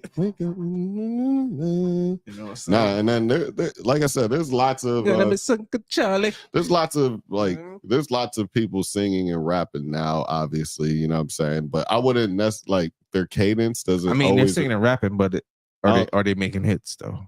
I mean, every so often you have a Juice WRLD will sing. I'm telling you, these labels. Listen. These niggas, these labels is trying to find a nigga to replace Drake. It's too late. Like they're trying to, you know what it's like? They're trying to find somebody to rival him. I don't think Little Baby was it. They're trying to find somebody to rival him. You get what I'm saying? To like take away some of his power. It's too late. Like I feel like he had LeBron and status. It's like he's at LeBron status. Keep swinging and missing. He's at LeBron status with it. I ain't gonna lie, but he's at Jordan status. No, dog. for sure. But I'm saying like the power in the league. One person got power, bro. One person that LeBron has power, but LeBron has power. But there's no Steph Curry. There's no Steph Curry to Drake's LeBron. You're talking about just competition. I'm just talking about power. We're cutting out everything else. I'm just comparison to power. It would have been Triple X. It would have been rest in peace, control the narrative. It would have been Triple X if he didn't die. That's Jordan. It would have been Triple X for Drake if he didn't die, man. There was there was the gambling things and all that. But we talking about it seemed like LeBron Teflon, nothing comes out. They don't have Jordan rules. No. I'm not talking about on the court. I'm talking about just control of the narrative. And hey, when this nigga speak, it just seems like, hey, he got the network, literally a personal network, and all the networks behind him too. On top of that, listen, that's what I mean. The two other rappers when it comes to just power, the two other rappers that would have been bigger than Drake is Triple X and Juice WRLD if they ain't died. They would have been big though. They would have been big. They would have been big. But like, no, Triple X would have been bigger than Drake though. I wouldn't. Here's the thing that he would. I can't go. Whoa. When you make statements like that, don't be like Triple X would have been bigger than Drake. He would have been. Like, what the fuck is that? No. I'll say this. Right? Fuck is that? Sounded like Batman right there too. That's funny. Triple X would have been bigger than Drake. You know, would have been. You know, like what statement? Nah, but I'll say this. Hot right now. That's a wild statement. I'll say this, man. Listen, I didn't see it before, but I think he would have been, man. I mean, I think he would have been, dog. I ain't gonna lie to you, dog. I think he would have been. I don't think so. He never had the hits, bro. It's not even the hits. It's not even the hits. I don't. Fuck that. I don't even think it's like the hits. Rings for Jordan. It's not even the hits. It's the continuously to keep staying at number one tirelessly. That's the part where it's like, damn, that's where, like I said, I give it up to Drake when it comes to that, like taking the number one spot. And even if you have that little baby run, you still were pseudo. Wait, now check this out. You still were 0.1, 1.5 or 1.2. You still were in the one range. You know what I'm saying? And you still were like, hey, it's either me or somebody new that you're gonna think that's hot, and they're gone in like 1 or 2 years, right? 3 years. I'll say this, right? That's what I mean by that. I'll say this, right? Drake has been around. Drake has been around now for. We've said it right. 2009, right? 2009. Drake has been around now for 14 years, right? Tell me, in 14 years, who else in music other than Mike had a strong 14-year has had 14 straight years of being on top? Like I said, bro, if the man ain't died, I'm not talking about ifs. Like I said, the man. I'm not talking about ifs. And when Juice was around, he was never number one. Yeah, he had just one song, and he had a lot of good songs, great songs, but he wasn't. He had more of a cult thing going. He was never the number one artist. Yeah, he was never the number one hit. Never number one record. Now, time. Yeah, they didn't have enough time. That's all I'm saying. No. Listen, Jay-Z didn't even have this long. Ye didn't have this long. Jay was close to this length, and then Drake started shattering that shit like in these past like 4 or 5 years. Like, because Jay had like a 12-year, or not even, I'll say a good 5-6 years where it was like, okay. Drake has not been started album. Yeah, but like, no, niggas did not like the Blueprint 2. There's albums that niggas didn't like. Honestly, never mind. Niggas didn't like. Yeah, there's plenty of niggas didn't like the Paradise album. Yeah. Some niggas didn't like Drake's Paradise album, the one with the fucking there's albums. First of all, there's definitely albums that niggas don't like in the consensus, but he's don't get me wrong. It still went number one. Listen to me. It's not about the number one, because you can be so big that you're gonna hit number one any fucking way. Facts. It don't matter. You know, Blueprint 2 didn't go number one, if I'm not mistaken. Yeah, but some of these albums weren't classics till after, though. That's what I'm trying to say. You're talking about, you say Blueprint 1 or 2? 2. 2, yeah. After he's in the competition, Nas kind of did some heavy haymakers. I don't know. There's been nobody. This nigga was number one with the Blueprint 1 and the Towers dropped. There's been nobody to heavy haymake Drake. There's been literally no competition. We're not. Come on, man. I told you X would have been in competition if he ain't died, man. I don't think salute to Drake. Now that kind of proves the point with the what whole, it is. You kind of defeated your point on the Blueprint 2 thing, because there was more competition then. There's no real competition right now because, like I said, you'll have people. Niggas only want to drop with Drake. And there's always been an honest conversation about Jay-Z and Nas. Exactly, but I'm a Nas guy. But niggas don't even want to drop when Drake drops. So I get it, you know what I mean? But Drake has been holding overall consensusly. He's been holding number one because you really only compare him to him. But he knows how to promote. You know what I'm saying? So like, I'll give him that. Like, you got to compare Drake to Beyonce. I'll just compare him to Taylor Swift, comparing himself, like, and fucking Adele. No, he's really all right. I'm saying this. He's in his own lane. There's other people that's had shorter runs. That's like they've had like not near success, but his sustainability at number one is the most impressive. That's what I'm trying to tell you. Like, DMX definitely had like a big, like, oh shit. Oh yeah, DMX had a great 5-year run. Like, he had a great 5-year run. Like, but now 5. You know, Drake's on 3 times that. Yeah, because now you have. But he died. That's what I'm trying to say. The nigga died. DMX died. Well, he died. He went to jail. No. Got fucked up off the crack. It was the drugs. It was the drugs. So who? But it's the drugs. Nah, listen, it's not the nigga fault, dog. It is the nigga's fault. What do you mean? I'll say comparable. You keep. Actually, I'll say comparable. DMX and Drake as far as a run.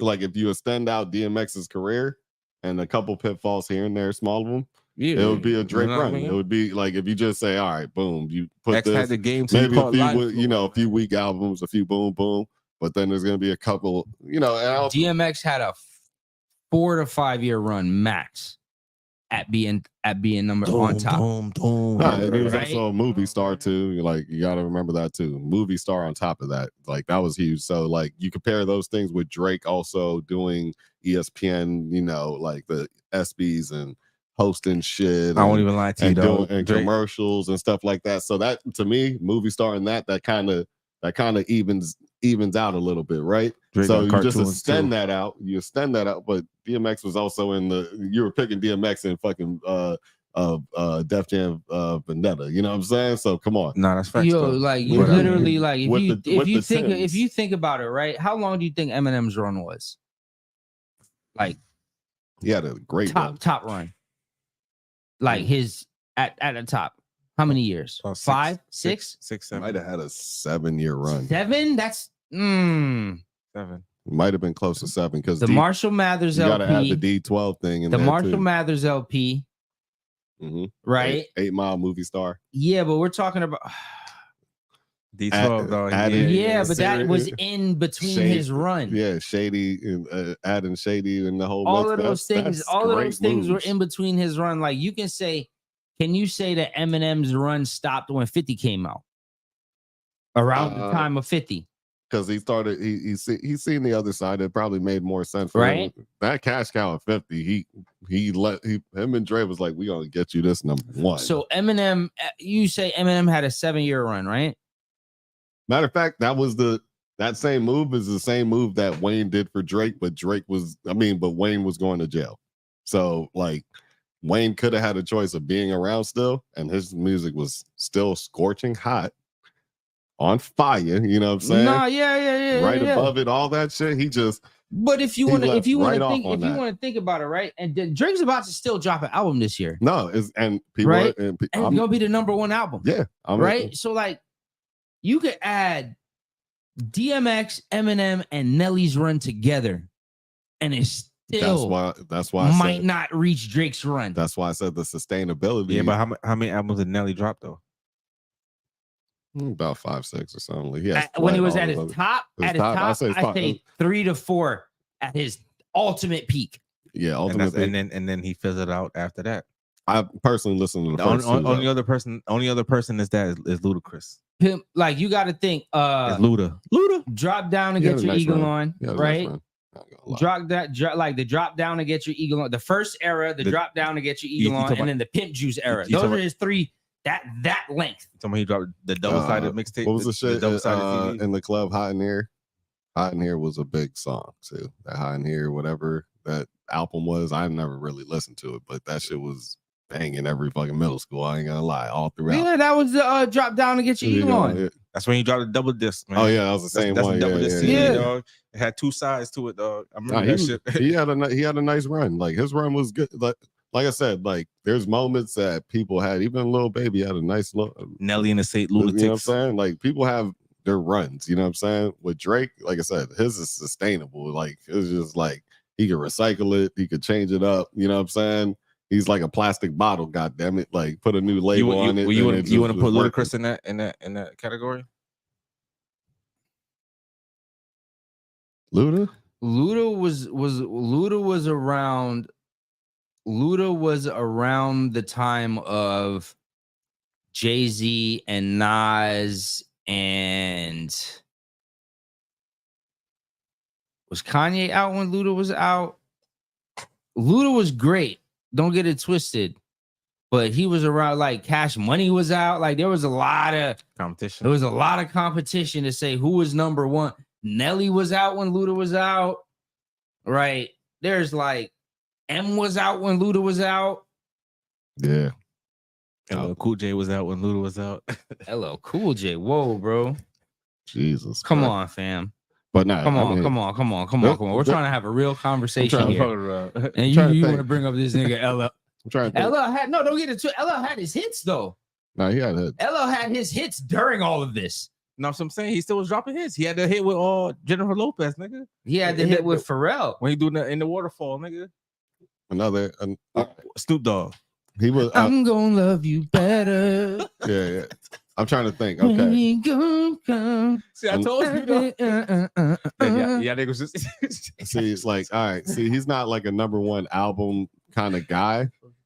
I'll say this: he's not like a #1 album kind of guy, but I'll say Busta Rhymes definitely had an impressive career. Busta Rhymes had an impressive career too, but Busta Rhymes was in the era. Busta Rhymes was in the era. No. Busta Rhymes was in the era of a lot of great artists. You had to be great in Busta's era.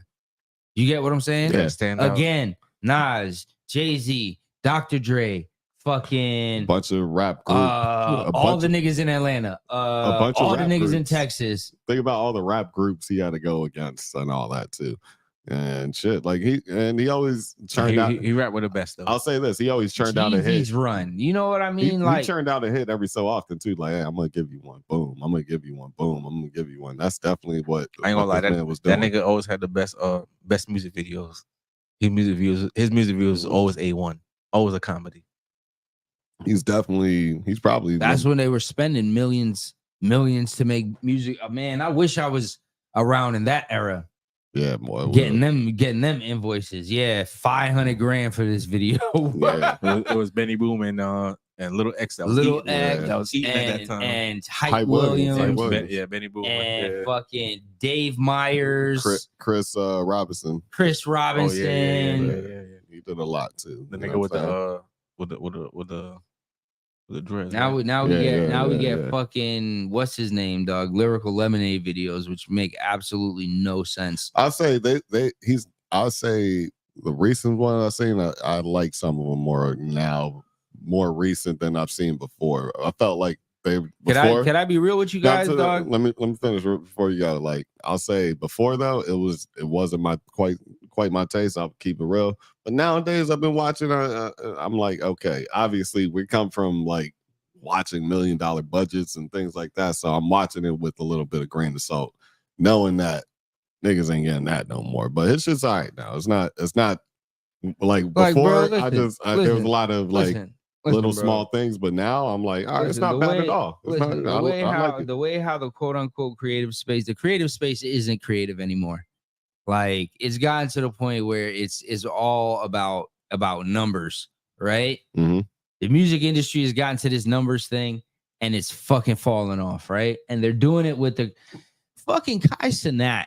Like I respect Kai Cenat for being a big time streamer and this, that, and the third, but like, what the fuck is he doing? He's doing a lot of album rollouts now. No, but what the fuck is he doing directing music videos? Is he now? He's directing A Boogie's. He's directing a music video for A Boogie supposedly, and that kind of strikes a nerve with me. One, because we shoot not just because we shoot music videos, but it's like, dog, like get Kim Kardashian to direct your music video.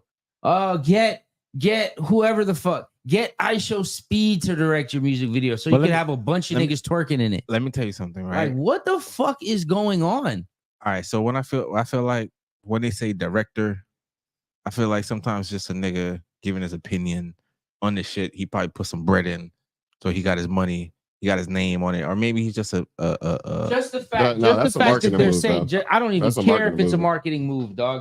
Just the fact that they're putting it into the atmosphere that you could be an influencer and just I can direct a music video because I'm popular. Like, no, nigga, you're not creative. Don't get out.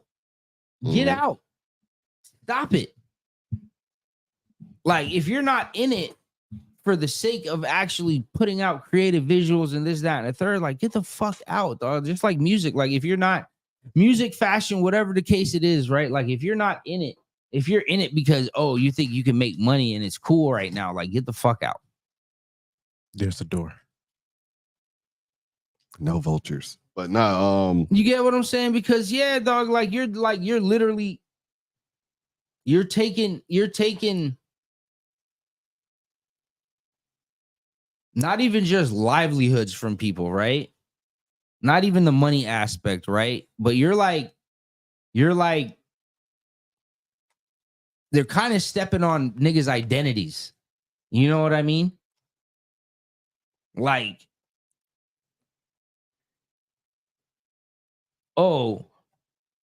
fuck an artist. I could just have an AI create something for me. Or Kim Kardashian is like one, like, dog, it's already gotten to the point where it's like with niggas that make beats, right? Niggas that are talented at making beats and can play instruments and do stuff like that. Like, you got to fight the fact that niggas can just press a couple buttons, right? And put a beat out. Now, literally, you can press a couple buttons right now and put out a beat, right? And if you're popular enough, right, you can get that beat to the right person and they can make a song. And they can get a songwriter on it. And that song could become very, very popular and trendy, right?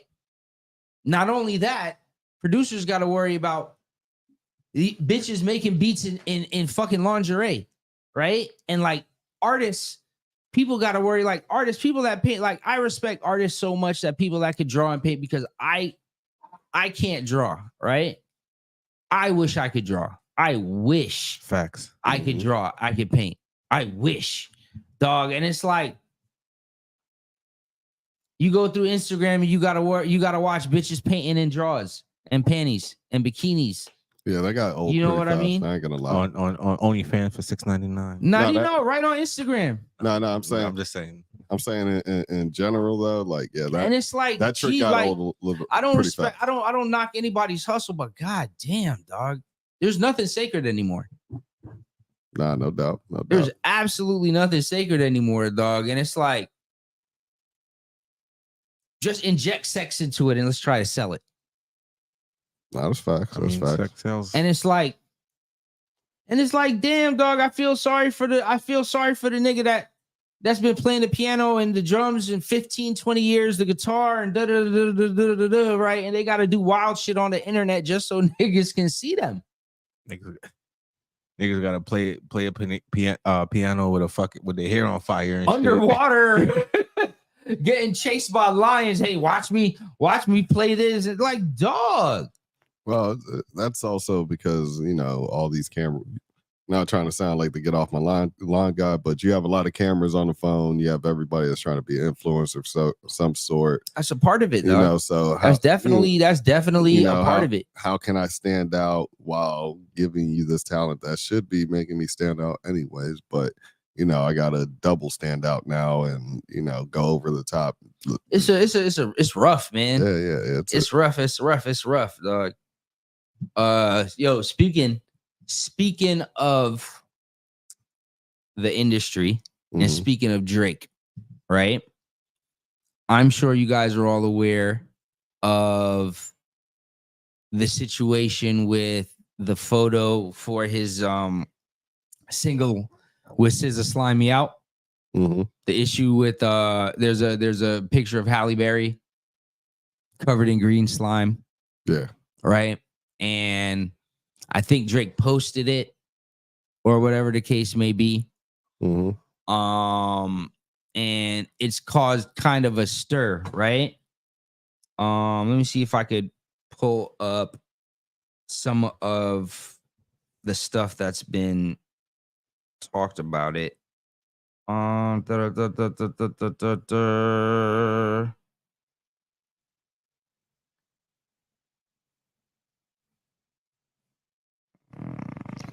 $80-minute album. I just saw this shit too, dog, and I don't see this. I don't see it anymore. So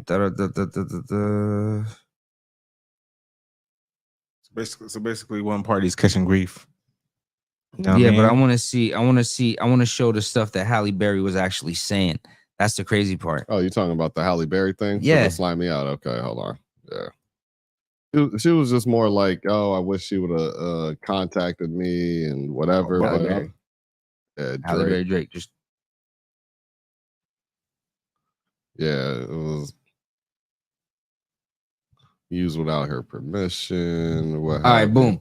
Halle Berry claims Drake used her. This is from Billboard. Used her image for slime. Stop, nigga. Oh, my bad. I was trying to. Right there. For Slime Me Out without permission. He asked me and I said no. The green slime covered art Drake shared for a single depicts Barry getting slimed at the 2012 Nickelodeon Kids' Choice Awards, right? Boom. So I'm going to just break everything down for you, right? Supposedly Drake asked Halle Berry. She told him no, right? And he used it. He quote unquote used it anyway. And she said, that is a big fuck you to me. And sometimes I have to be the bigger man, even though I'm a woman. Whole bunch of red flags when I saw this, right? One, Halle Berry doesn't own the picture. It is not hers. She does not own it. It is owned by somebody else. 2, Drake did not use it. It is not the cover art for the single. He posted it. Right? So like the whole fact that this is a thing is I think it's a publicity stunt. Like it makes absolutely no sense. And it's like this whole there's like this whole toxic masculinity talk and blah blah blah blah blah. And like I seen some people try to relate it to no means no, and it's like that's just nuts. That's just nuts for one thing. Like it's a fucking picture, right? And like, I feel like him asking you was just him being polite because it's not yours. You get what I'm saying? It's kind of like when Drake did that Aaliyah sample, right? And I think Timberland got mad. Yeah, I do remember that. Right? Nah, but he's supposed to ask Timberlake. Well, she said he went to the person who owned it.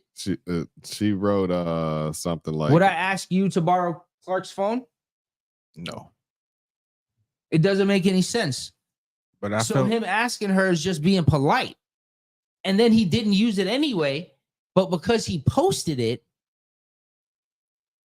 it's crazy. It's like, oh my God. Yeah, no, what she said was, didn't get my permission. She replied, that's cool. That's not cool. I thought better of him. She then followed up with another comment writing, hence in my post today, when people you admire disappoint you, you have to be the bigger person and move on.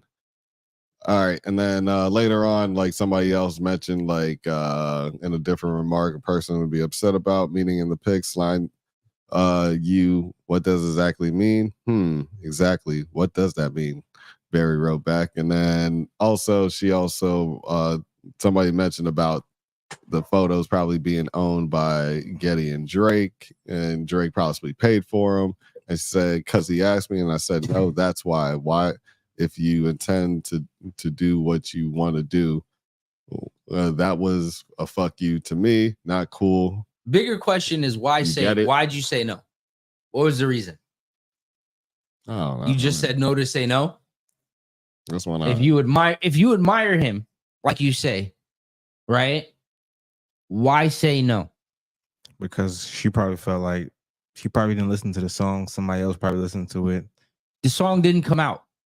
How you know she didn't listen to it first? You don't know. They ain't cool enough. You never know. Did she say she did? I'm going off of what is being presented to me. It could have been. What I'm saying, she could have heard the song with somebody. I'm not gonna lie. If somebody says I'm gonna use your image and I'm a bigger, a former star or whatever like that, I may ask like, hey, can I hear the song? Because if it's an op song, hey, that's out. Not an op song. I'm just saying. I'm just using an example. Like that may be a thing that I may do. She could have heard the song behind closed doors and probably didn't like what he was saying in the lyrics or whatever the case may be is, and you know what I mean, said no off of that. Have you heard the song? I heard it. I heard some of it. I heard it. It's some okay, so like, all right. So like I said, the bigger question is why say no? Because especially if you don't own it and he's just being polite. Maybe niggas got her. And then on top of that, he didn't use it. Maybe niggas in her estate got her ear and was like, yo, it's gonna lower your stock or lower how people look at you, whatever the case may be. People just talking, you know what I mean? Drake? I'm just saying it could have been. Drake's bigger than Halle Berry. Let's keep it a beam. And I know that, but you know what I'm saying? Like I'm saying, it could have been her press, her people's talking for her, not really her talking. You know what I'm saying? And she probably now she's talking, you know what I'm saying? Clearly. Because it's directly from her line in the story part. But I'll say this, like, I mean, it's either way from a legal standpoint, there's nothing that she can, I guess, do. But from like, I guess, if you say, hey, and you ask me, I'll say, hey, you know what? I might not be comfortable with that. You kind of said a few things. So I'm like, maybe not give the reason, or you might have said bitches one too many times and she wasn't feeling that. Who knows? We don't know what the fuck Holly actually listens to. It could be straight church music, you know what I'm saying? And that's what it could be. I don't know. But if that's what the case may be, it is. Nah, that was lame though. I mean, man, they put niggas get used on shits every day, man. I mean, whatever. She probably want a piece of bag or something. I look at it like it's not that big of a deal personally, because like, yeah, it's these Drake covers are basically like the talk of the town for like a week or so. Like it's kind of the same rollout like the Vogue cover, personally, to me, if you ask me. Nah, facts. You know what I'm saying? If you just want to pull the curtain away, we talking marketing. Yeah, run the same play. Get somebody to talk about the cover. We gonna push the album back again. We'll push it back. You know what I'm saying? And that's what it is. But I mean, not to ruin everybody's surprises and stuff like that. That's just like listening and just hearing what y'all talking about right now. That's what I'm getting out of it right now. That this is just a rollout for sure now. All of this, you know what I'm saying? Mm-hmm. All this is just a rollout just to be had for the people, just to kind of anticipate it more. We have something to talk about. I mean, shit, you gave us a nice topic to talk about. But if this is serious, like, and if this is not a rollout, I think she should kind of chill out, though. Like it's I not. think it's good. Yeah. I don't think it's that deep. Like, okay, yeah, you got slime on you. It's a Nickelodeon photo. Like, and whoever takes the photo, and if they weren't actually paid by Nickelodeon themselves, and there's really nothing you could do. That Man, photographer can sell that. Anybody can use a photo. I mean, at the end of the day, man. I mean, it doesn't really matter. I mean, it's Instagram. No, there's rules for photos and copyrights and stuff like that. But like I said, if you work for Getty Images and stuff like that, which they've been around since for a good minute now. Like if you're working for Getty, those images are definitely the chats. Go to the chats. Oh yeah. Let's go ahead and check these things out. Go back.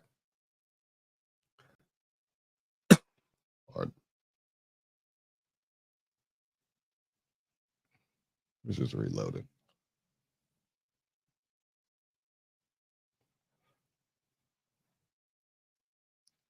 Scroll up.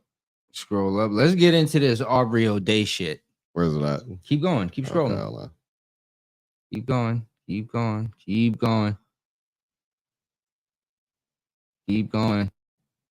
going. It's loaded. Before we get, I mean, why are you looking for that? Y'all heard about the Remy and Papoose shit? Oh yeah, I never actually got to hear the bars from that. By the way, to be real, this is not just going slow on it, but yeah. Nah, what was the exact bars, and what was the context of that? Like while we're searching for this. Nah, one rapper saying it right there. The small one. Yep, click on it. Okay. Yeah, what was saying? Now one rapper saying that the other rapper fuck Remy Ma. And he right in front of Remy Ma. Shit was wild though. No. Up there. So like what? And that was Geechee, right? Up. Yeah. It was Geechee. I didn't hear it. So can you tell us about it? Or Yeah. I haven't heard it. So I mean, I'm just saying, man, niggas, the bars was disrespectful.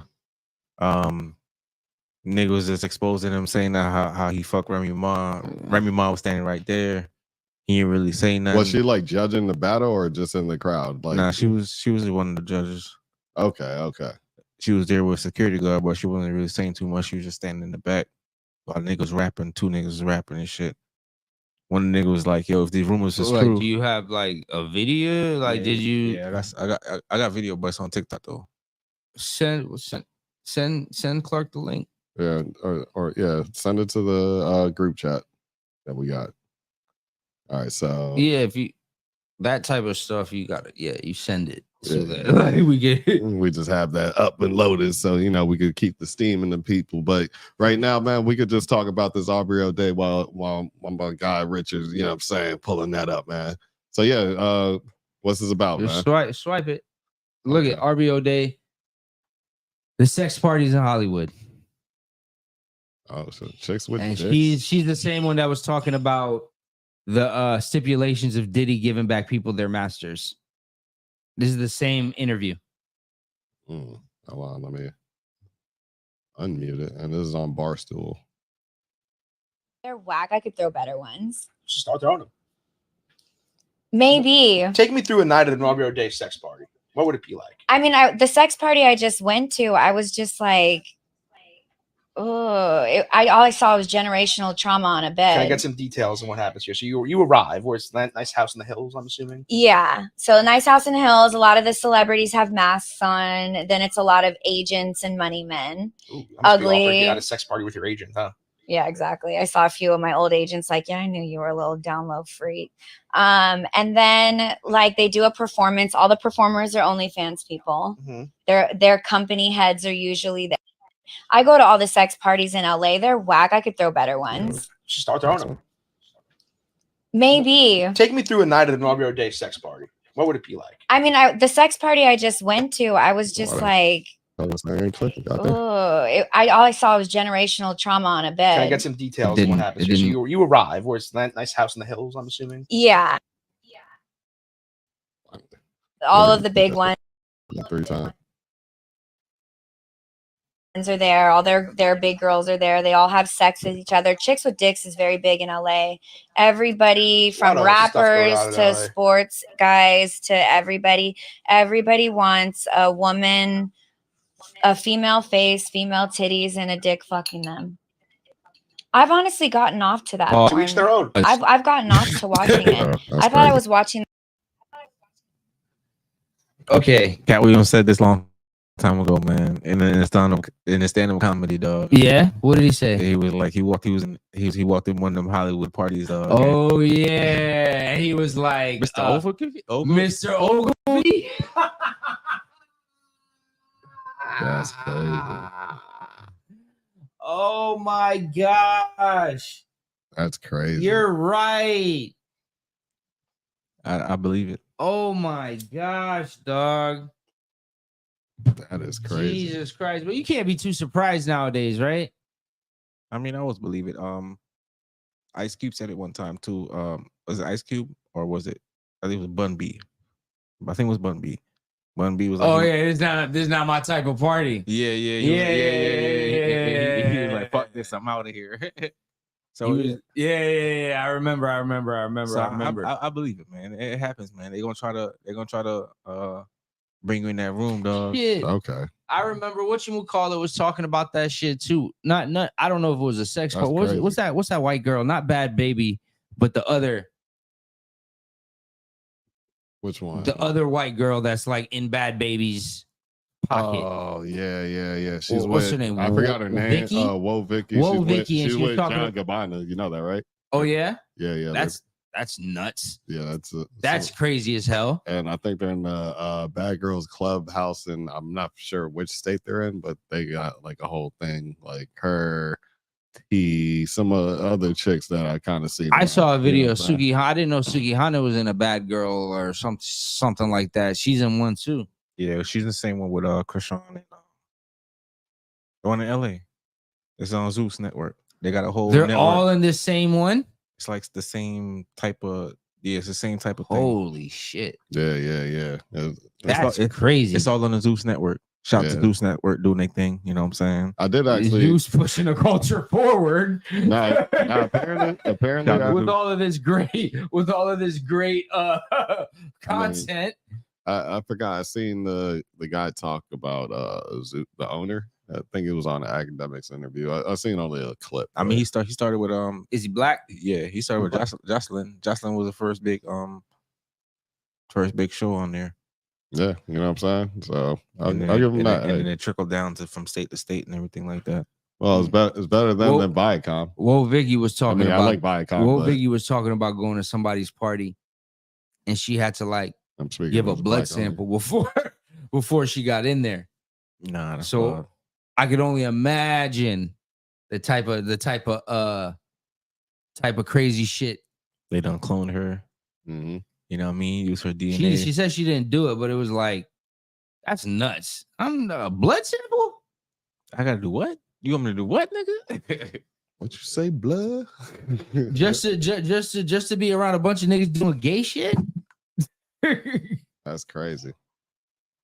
That, bro, like, I don't know. I've never. That ain't the party for me, nigga. Yeah, I've never been to a Hollywood party. I guess. Oh, nah. I'm never going to. I'm never going to a Hollywood party. Yeah, like I've been to some rich ass parties, but I ain't never been to a Hollywood party. It's usually naked women around and not just. Nah, I've been to some get out shit before.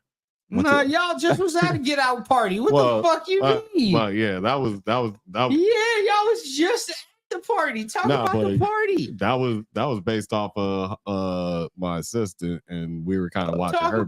Talk about the you know party. What I'm saying? We weren't gonna go. So let me tell you the story real quick. Right? Yeah, Rich, go ahead, take that, man. Go ahead, and tell them. We pulled up. We pulled up to this party in Lauderhill. You know what I mean? We got invited to. It was just like a little get together. You know what I mean? It was supposed to be of art, intellect minds meeting together, or whatever the case may be. So it's like. The assistant, Allie, the assistant, she didn't want to go by herself. So you know what I mean? Me and Carter was like, "Fuck it, we'll roll with you." You know what I'm saying? So we pulled up. You know what I mean? First of all, I'm thinking. First of all, this shit's on Eventbrite, so I'm thinking like, yo, you know what I mean? this shit is on Eventbrite, so I'm thinking you gotta buy some tickets and shit. You know what I mean? But you gotta buy tickets to a house, nigga. This is at a house. This event is at a house.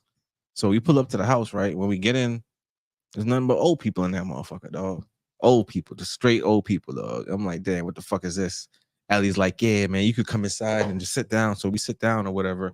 Yeah, and which was like a lot of weird people in there already. But we seen like I seen about personally what made me feel okay for the first like 5 minutes in there. I seen a girl that I was like, okay, she was nice. She took my picture right before. She was like one of the interns for swim week. So it was like, all right, why not? You know what I'm saying? Yeah, like, this was a swim week event. Yeah, this was a Miami swim week event. Yeah, that's so what like you guys were at an event, met up with a bunch of people. Like one of them was like a bathing suit designer or something, right? Like supposedly supposedly a bathing suit designer, but I guess he wasn't. I mean, I don't know. I ain't see him. Clark met him before. He says he's like a talent manager, and he also does like fashion shit, and he throws fashion shows and stuff like that. Sounds like a pimp. This is over, yeah, you know what I'm saying? So this is over at the Dayer Hard Rock Hotel, and you know what I'm saying? Like, it was a real nice event, man. Like, lots of women, like basically all the models that you see on World Star, and they got like those millions of views walking down that runway. That's the show. That's the one that's actually that super thick Hispanic girl. Yeah, I got her number. That type of, okay. You know what I'm saying?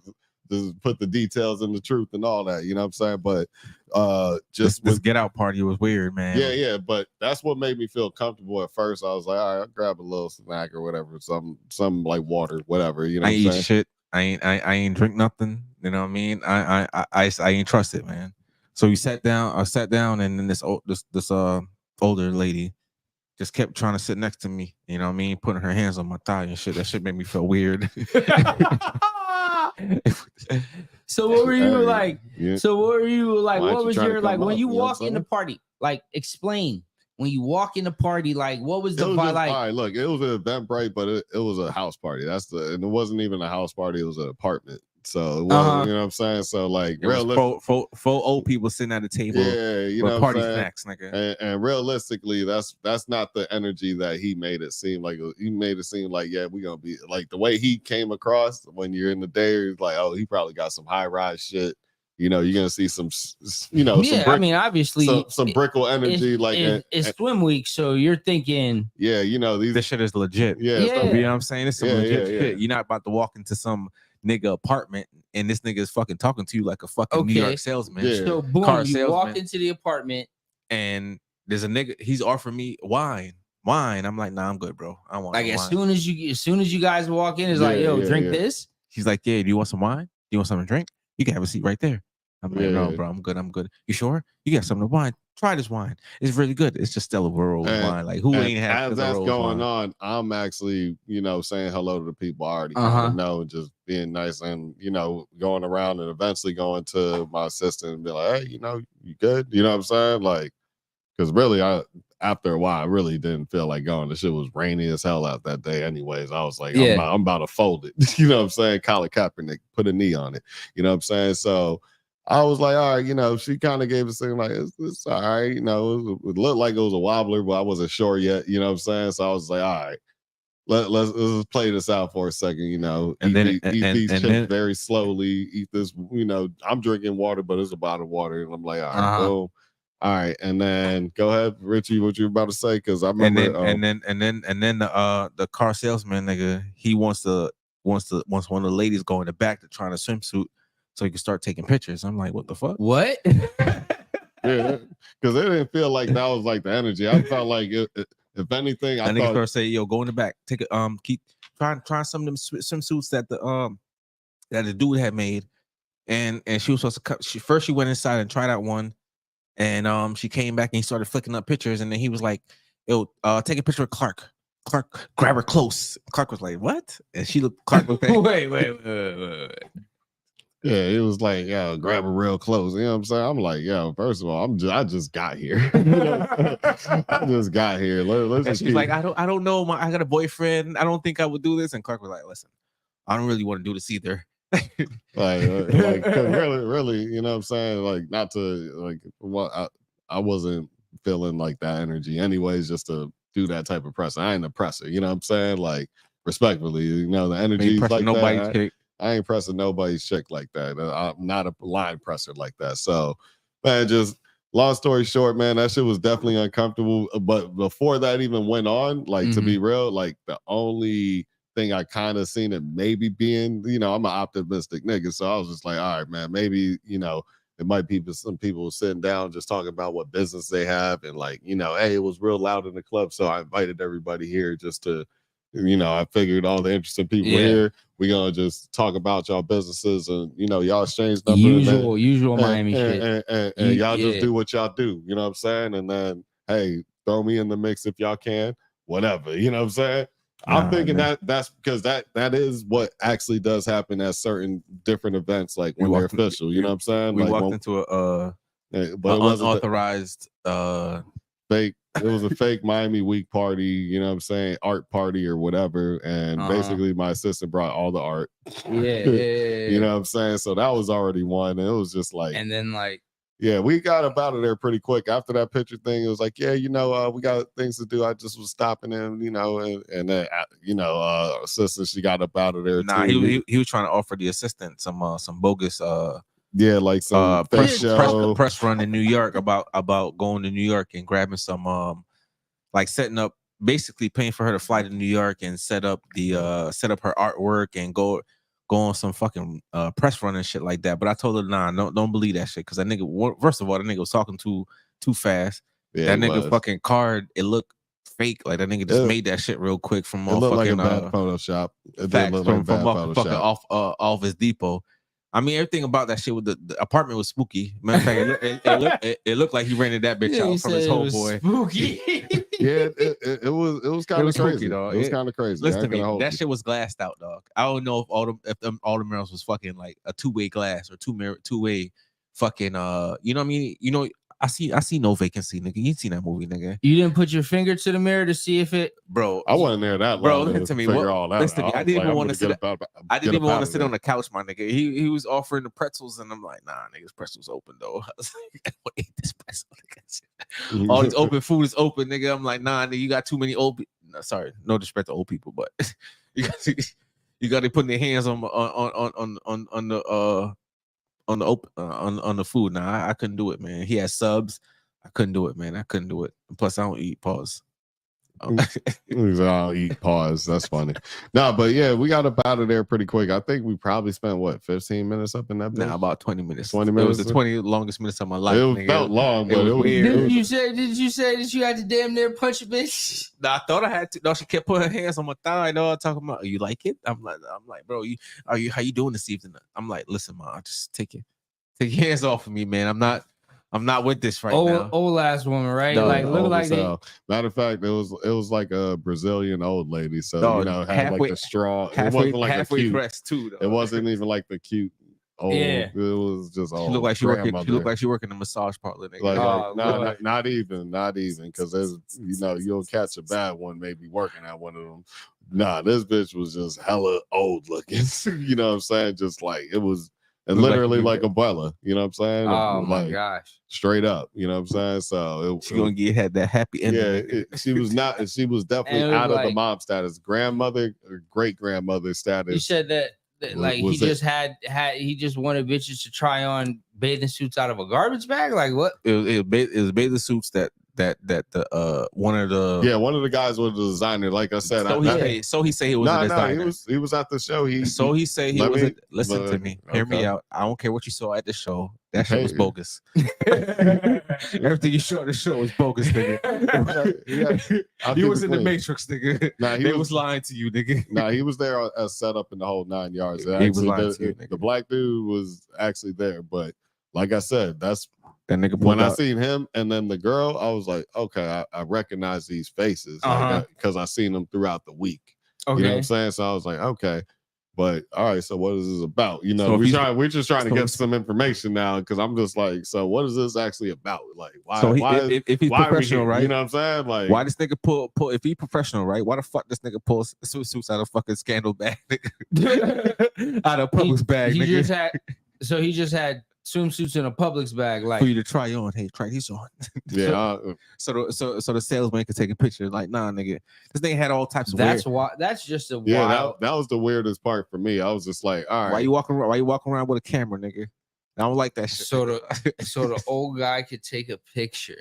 Yeah, that's wild. That was the part that was weird. Like I said, it was just Nigga like was taking mad pictures. Dude. It was just weird energy as they like to say. You know what I'm saying? And I got to keep it real. I just was like, all right, man, we could get up out of here. I don't know what you want, B, but I ain't on it, man. We grabbed all those canvases and we're like, all right, yeah, appreciate it. Nice to meet you, nigga. Nice to meet you. Yeah. He's like, hey, you can hit me up. I'm leaving out of town, but I'll be back in town 6 months. I'm like, bro, nobody cares, bro. Yeah, we getting up out of here. As soon as I left, nigga. Threw that motherfucking card out, nigga. Burn that shit. Yeah, that shit was just different energy. And then one of the shorties that Clark knew from the swimsuit event, she had called him back later on and was like, "Yo, yeah, the same one that was." She was like, "Oh my god, this is really weird, don't you think?" He was like, "Yeah, man, I had to get out of there." She was like, "Yeah, man, because I took the camera," and she said she took the camera, started going through the pictures. She said she deleted all that shit, man. The man got some weird shit on there, bro. Thank God, man. Shout out to you. Oh, he has some weird shit on the camera? She said she was just all type of pictures all the man had on there, dog. He was just taking all type of angles and shit. Like, niggas won't even be paying attention to man. Just taking pictures. So at the end of the day, shout out to you for erasing all the pictures. You know what I'm saying? I don't know who you are, but you looked out. That sounded like that was a trafficking event. Yeah. She ended up FaceTiming. It's a good thing we went with Allie, dog. That sounded like, you know what I mean? That sounded like they were trying to traffic some shit. Somebody, dog. We only went because that's why I eat the food, nigga. We only went because she got invited, and I was like, all right, since I invited you to this event, you're invited to something else. I'm gonna make sure no bullshit's gonna be going on. I seen the movies, man. They could drug you with the red wine. That's exactly how they get you. They drug you with they put the drugs in the wet run. And you said it was a whole just mirrors everywhere. It's an old person's house. Like it's an old time. The very apartments that got the old person's condo. Yeah. Glassed out. Yeah. All the glass, but like the dingy brown, like it's the dingy brown look with the glass. Chandelier is old. 80s vibes. 80s the fucking warm. Stove is old, nigga. The window, you still gotta wind that motherfucker. Oh wow, yeah. Yeah. It is that energy. I ain't gonna lie. Like, I felt like I was in that movie, No Vacancy, nigga. Yeah, but no, like seeing that shit, I was just like, yeah, it was just different energy. I was like, it was mad weird in that bitch. We had to get it out of there. Yeah, we had to slide, nigga. Very quickly. We had to bounce. You know what I mean? But what else we got in the news, man? Oh yeah, funny shit. Man. Shout out to the not shout out, but it's a sad news for the NFL player, ex NFL player Sergio. You know what I mean? He said Sergio right here. Sergio Brown. Sergio Brown, man. They said his mom. Oh, now you want to talk about that? Oh. Yeah, they said.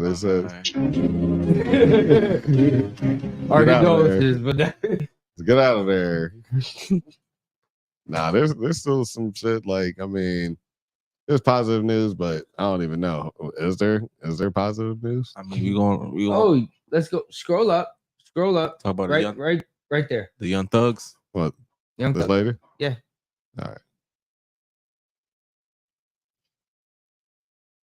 Young Thug's dad says he loves Gunna and he didn't do anything to hurt Thug's case. Yeah, he ended up doing an interview. Hold up.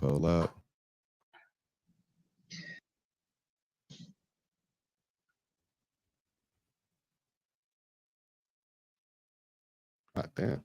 They got this thing saying that Gunna's a rat and he's done this and done that. But see, let me try to help the attorney clarify that a little simpler. So what they saying is what Gunna hasn't done anything whatsoever that can hurt us on this case. I mean, actually, here's the thing. His positive in layman's terms kind of said how do you feel about Gunna? I have a rebuttal to that personally. I love Gunna. Why? Because I don't think any of them. See, that's the Doug thing. or his People don't family understand should the be, you know, relationship. speaking They got negatively on this thing saying anybody that that's like the Gunna's a co-defendants or rat and anybody he's that's, done you know what I'm this and saying? done So that. But when he No, says, no, oh, but see, we don't like him no more, let me he's a try to snitch, help this the and that attorney means he is clarify that a little actually, simpler. no, yeah, he's actually a criminal. Gunna He hasn't done is someone who anything is whatsoever that can hurt snitching. So, us on you know this what I'm saying? case. So you kind of Period. can't really go okay, on wax, even if you Courtney feel that said, "How way. do you feel You about really Gunna?" couldn't go on wax and do that I because love Gunna. mess up your case a little bit, or your son's case I in mean, that fact. but to be real See, though, I that's the thing. mean, People don't It understand would the does he be really kind have? of, relationship. They Does got Gunna this really have thing anything to do saying with that Young Thug Gunna's a trying to kill his rat ass and and hook he's no, done we're not talking this about and that done point. that. It's But No, no, but no, see, let me try to help the attorney clarify that a little simpler. Gunna hasn't done anything whatsoever that can hurt that's the end of our show, us guys. on this case. Period. Yeah, wrap it up.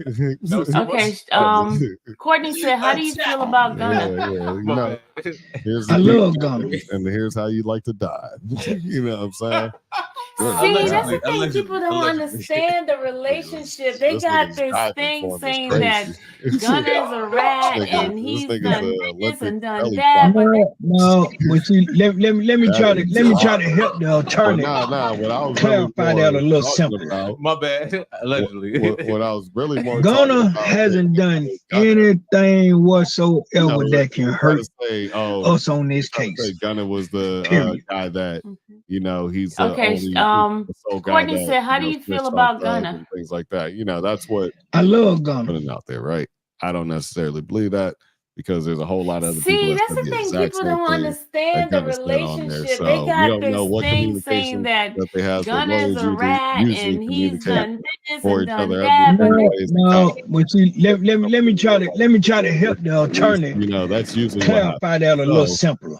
I'm pretty sure the lawyers are also telling all the Gunna family members, hasn't by the done way, hey, man, anything whatsoever that can these hurt interviews, and if you us are, on this case. and if they're asking Period. about Gunna do okay, anybody else, Courtney just said, "How do you say, feel hey, about man, Gunna?" the family, then we feel good I about love it, Gunna. and just speak positive, because if you speak negative, See, that's the this thing. could People affect don't the case. understand the You're literally relationship. gonna They be like, got this hey, thing saying yeah, that I don't like this Gunna's guy. a You know what rat I'm saying? and Like, he's you know how done that's this gonna and look. done that. But No, but see, let me try to help the attorney This is like the first time I clarify that a little simpler. somebody. So, like, has he said, has Big Jeff Pause ever Gunna said hasn't done anything whatsoever that can hurt us on this case. I am But in wondering. the Period. video, he is saying like, okay, yeah, Courtney said, "How do you feel about Gunna?" If we can get it, maybe on our I love Gunna. maybe.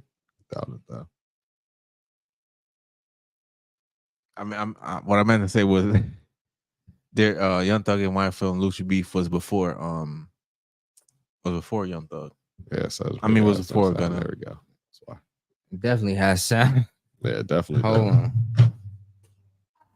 on, ladies and gentlemen. I kind of want you guys to hear it.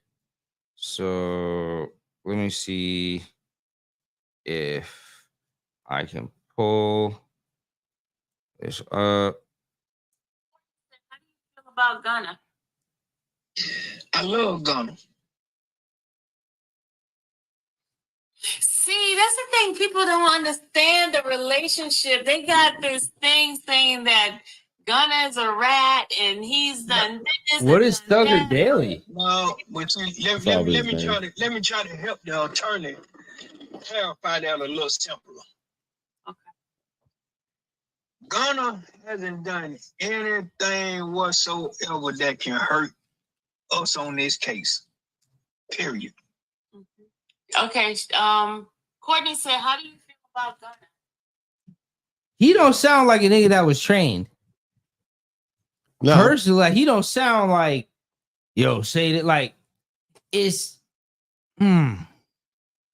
you could say that, you know, maybe they're putting it out there no, I'm just saying because of the anti, you know, like they don't want to make it seem that he's, but he sounds like an old country nigga that's just like, yo, man, leave this kid alone. That's what it sounds like. no. for sure that's part of it, but also I mean, I could be wrong. I'm a horrible judge of character. No. I said I also believe in just in general, like, you know, that's got to be just saying like, hey man, you know, you're gonna get a lot of this thing is a high profile case. So if you are, don't speak to anybody, but if you are going to speak and they ask you about co-defendants, speak positive or don't say nothing at all. You know what I'm saying? But he's not a co-defendant anymore at this point. He's done. Like they can't retry. Yeah, they can. Yeah, they can. They can't retry Gunna. Yeah, he's not totally out. Yeah, he's not totally out, even though it's out for a plea, like, and he's under probation too. On top of that, he can niggas is already serving they shit from fucking up. If Gunna fuck up, yeah, I know if Gunna fucks up, but it's not like he already got. What I'm saying is he already got booked. Like this is his. He already settled this case. You get what I'm saying? Like, I don't think they could double jeopardize him. Is what I'm talking about. Okay. Like go ahead and charge him again for the same. Yeah, they can't. No. What I'm saying is, if something comes out like, oh, they got fingerprints on the Thule. I don't think it would affect Gunna. I just think it would more affect Thug. If you're asking me, like in the grand scheme of things, it would just from the public eye part of it, and possibly legally, you can say, hey, even his father said he didn't. You know, he thinks, you know, he's such a powerful, you know, crime boss and this and that. You know how these dudes is gonna do in the prosecution. Yeah. He's such a powerful crime boss. His father feels that Gunna snitched.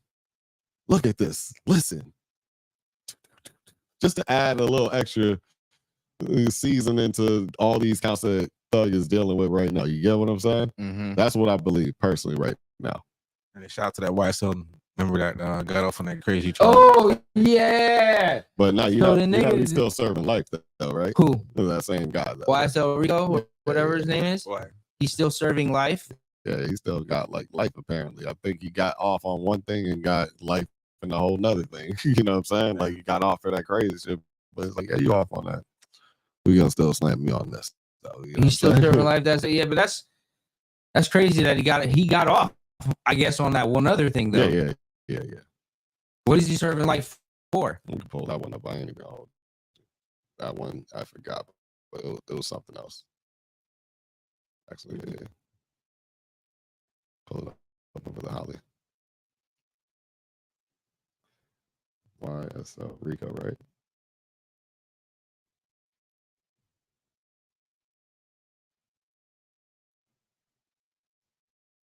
YSL Rico. God damn.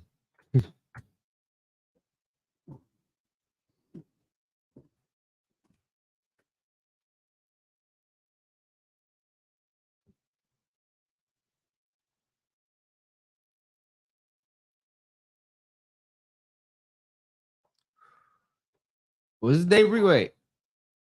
Nah. Everybody. Yeah. What? This one? We're not gonna find it.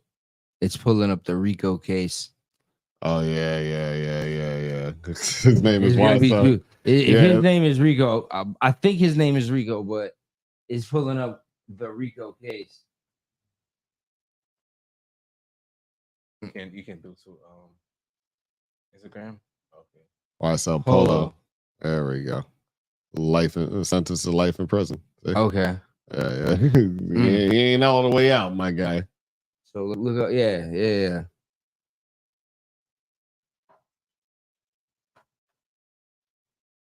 Let's pull this thing up. He's already been sentenced to life in prison for a separate murder, which he participated in 2019, with Polo possibly facing 2 life sentences without parole. Love dedicated. He said, okay, so he already got sentenced from a murder from 20. Ooh, yeah, he's been finished. So this is the God. There's like, I don't even know what to say anymore. We won't even need you for this case. I don't even know what to say anymore about this kid, dog. Your stats, Good God. your stats are so damn high. We don't even need you, bro. Like you're an all-star in this game. God damn. You know what I'm saying? Like, but I think he might have just did that just to kind of spare off a charge. Not for himself, but probably more for Thug, maybe. Like, all right, man. I don't know. Let me I can't get it. I'm already in, but if I say I'm crazy and set it up, I ain't gotta at least send this man be the reason why he's down the road because of me. You know what I'm saying? But yeah, sentence to life in prison, YSL Rico. That's a tough one right there. It's a tough one right there. But he basically, gosh, yeah. YSL Polo. You know, sometimes like, good gosh, man. I was trying to find. He was crazy. He was acting crazy. He got off on a charge, but Jesus Christ, he got a life sentence for a murder. Like, there's nothing. There's no gray area in this motherfucker, dog. This nigga just holy shit. This nigga been out here killing niggas. Good gosh. The Unalive gang. I'm not fucking leaving. Yeah, you ain't leaving that spot no more, my guy. You're gonna be in there. You definitely gonna be in there. That's tough. Shoot, man. But this man really had to deal with just a triple life sentence. It's a tough one, boy. A life sentence, not a life sentence. How's your fucking fantasy teams doing? Good God, let's talk about or fucking Colorado. Like, did any of y'all watch the game? I only got to see the ending. Oh man, I watched the game, boy. I never thought a day in my life I'd stay up till 2:30 watching a Colorado college game. Last time I stayed up late for a game, it might have been USC. Again, I have to reiterate, this nigga Shadur Sanders is amazing. He is amazing. He's kind of proven. He's proven a point. He's proven a point. Whoa, amazing. Hey, and you know what? Yeah, let's give him, a little. My whole fantasy team's injured, but that's another story for another day. Yeah, let's give them they just do on that because that's for real. That is actually kind of dope, man. Yeah, you said that game was violent though. I think you were talking about it the other day. Though. Yeah, the guy got a hit. They were definitely targeting players. They were definitely targeting players. The player that got carted off the field. Yeah, supposedly he has a lacerated kidney or lacerated spleen or something like that. So this nigga was on some Sean Payton shit, huh? Was that Sean Payton? Who? The coach that was telling the defense light their ass up. Type of shit. Oh yeah, Bounty Gate. Yeah, Bounty Gate. Think you gonna get this extra bread? We knock their ass out, nigga. Knock them out the game. They tried though, but that cheating shit don't work, man. So at the end of the day, man, they prevailed. I can't lie to you. I saw highlights, man. That shit was a good game. I could say that he's really athletic like his dad. Good. The genes run, man. That's all I gotta say, man. He was doing his thing. And plus he's silencing the critics. So yeah, he been silencing the critics, man. Nobody thought he could do it. I'm saying that nigga that was talking that crazy shit. Take your hat off and take your glasses off when I'm talking to adults, man. Fuck all of that shit. And the crazy part is he's saying all of that shit, right? And that kid that injured. Hold on, the kid that injured, right? That injured Travis Henry with that targeting late hit, dog. Supposedly the man has like 2 rape charges. God damn. From like high school, like the nigga. Damn, grape charges. Sorry. Yeah, let's get the grapes going. Grapes in the chat. From like pushing girls up on lockers and shit. So I don't understand. Like, it's funny that he says all of this shit, but like that's the type of people he has in his program. So I don't know, man. Niggas is funny. Niggas is funny these days, dog. Real talk. I might have to have my hand on the mute button for that grape word. Double OT. It was a double OT win. He threw up the watch. He put the watch on. In the interview, the man said it's Brady time. You know what I mean? Like, it's Brady time. They gave me too much time on the clock. The man went 98 yards. Right? 98 yards. in 90 seconds and got a 2-point conversion to put it into OT. Double OT wins the game. Yeah, double OT. Yeah, that's a long ass game. Yeah, I do remember that was like a whole thing too, man. This kid is definitely, definitely special though. For real. Got to give it to him. He gave that coach that look like that. Like, yeah, bro. We talking about pops like that. Yeah, I mean, all the superstars was out there too. Lil Wayne, Offset. Yeah, Offset was there. Oh yeah, The Rock speaking of which, was there. there was a whole thing with what was it? Offset and Nicki Minaj's husband, right? Oh yeah, they was going. Oh back and yeah, forth. you saw that? Yeah. Did you see the other video? Of what the NY goon standing out there and Yeah, no, I'm not talking. You saw that video, right? He put out a video afterwards, like I don't even know what was going on, man. Like he was crying. Oh, who? The nigga that was standing out there with Nicki Minaj's husband talking about we looking for you. Where you at? Yeah, he put out a whole other video afterwards talking about I don't know why we were out there. I'm so like he was crying like man. Oh, for real? I ain't get to see that part. Nah, I ain't see you can send that to the info if you want. Let me try to find it. We can put that on there. But what I seen was I seen Offset's reaction though. You know what I'm saying? Like the first one, he was on getting off the jet or getting on the jet. Then there was another clip of him saying what's up to Dion, like, you know what I'm saying? Like, yeah, we out here. Then Offset was like, damn, these broke ass niggas just out on the corner just like, and then a lot of the comments I seen was like, man, these dudes is pushing 50. Like, yeah. I ain't gonna lie, the comment section was mean. Yeah, like these dudes pushing 50. I mean, I'm not saying they ain't getting it in, they're not real or nothing like that, but yet when you kind of read y'all niggas is pushing 50 and putting the cameras on your face and doing all that tough guy shit, it does look kind of crazy. Like, I definitely would understand them if they, they're at a place and it's like, man, I just got to talk to little buddy and see what's going on. Check the temperature that way. Hey, whenever we run into you, we just gonna do a temperature check and see what's going on.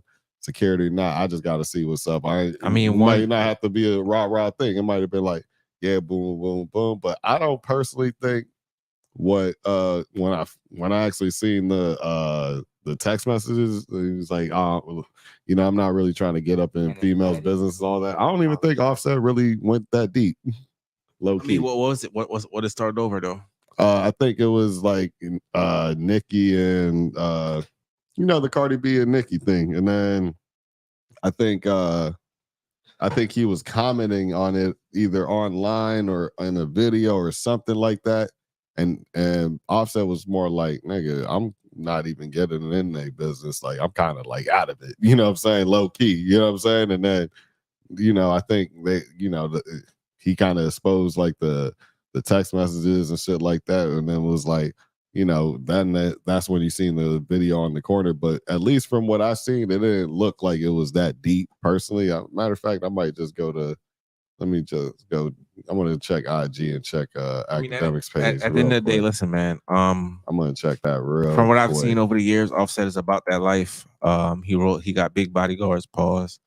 The whole clique is young. I mean, they really got no sense. I mean, no, that's a fact. That's what I see from that.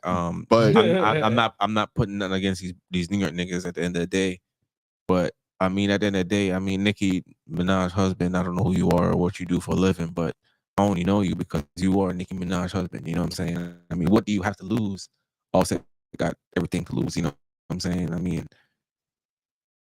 I see it like this, right? I know, once again, I could be wrong. I'm just talking from my opinion or perspective. But when a lot of things, when some people don't have certain things going for themselves or in the limelight, you know what I'm saying, like it should be, or like it once was. I feel like they use certain things to like throw niggas off or. All right. Well, Offset this guy jump out the deep end and said, "You niggas is pussy straight off the gate." I mean, so where you located? You niggas is pussy on speaking of female business and talking crazy, broke ass don't get no money for war. And that's what broke ass niggas ain't got and money. that's what I'm trying to tell you. But like, all right, he kind of flew off the handle a little bit. You know what I'm saying? I ain't gonna lie. But at the same time, I would have had made a video on it just like, hey man, it's either we gonna get to it or not. Like it is what it is. Like where you located is you already just trying to just jump in. I get it because that's your wife, so you kind of gotta, defend the honor. But at the same time, you know what I'm saying? At the same time, I personally the awards and everything, right? This is the goon. Basically. Oh, that's him? Okay, I got the video up here. I'll pull it up. I should be able to pull it. I had a great time, great experience. Everything was positive. I'm saying. Right here, yeah, I wasn't sure about the dude's face. Hold on, you can keep it there just in case if it doesn't do audio. Hold on, let me double check it. Matter of fact, fuck all this. Let's change it. I'll make sure I'm just going through it. Everything was positive. I'm saying. No.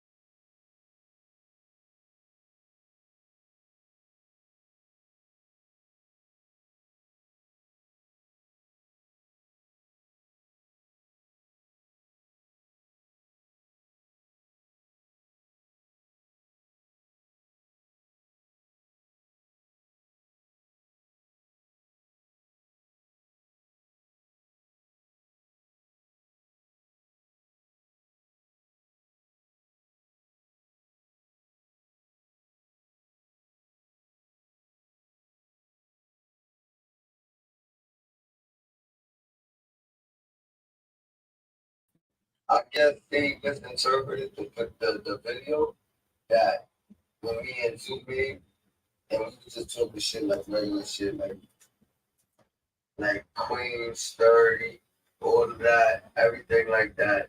And then I guess Zuby the comment like, what was it? He was the one holding the camera. You know that, right? Huh? He was the one holding the camera. I swear to you. This nigga was literally holding the fucking camera.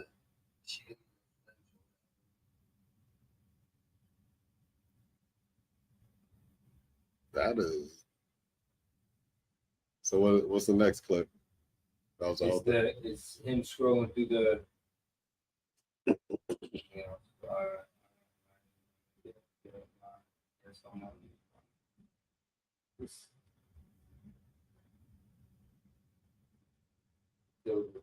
Oh wow! What, some shit already popped off? No, the nigga was talking about if a nigga would have killed my nigga, I would have killed everything moving that spot because getting parked. Bruh, you not allowed in your hood. I did research on it. I got you. Get out my DM. You pussy. You pussy, nigga. Damn. Damn, man.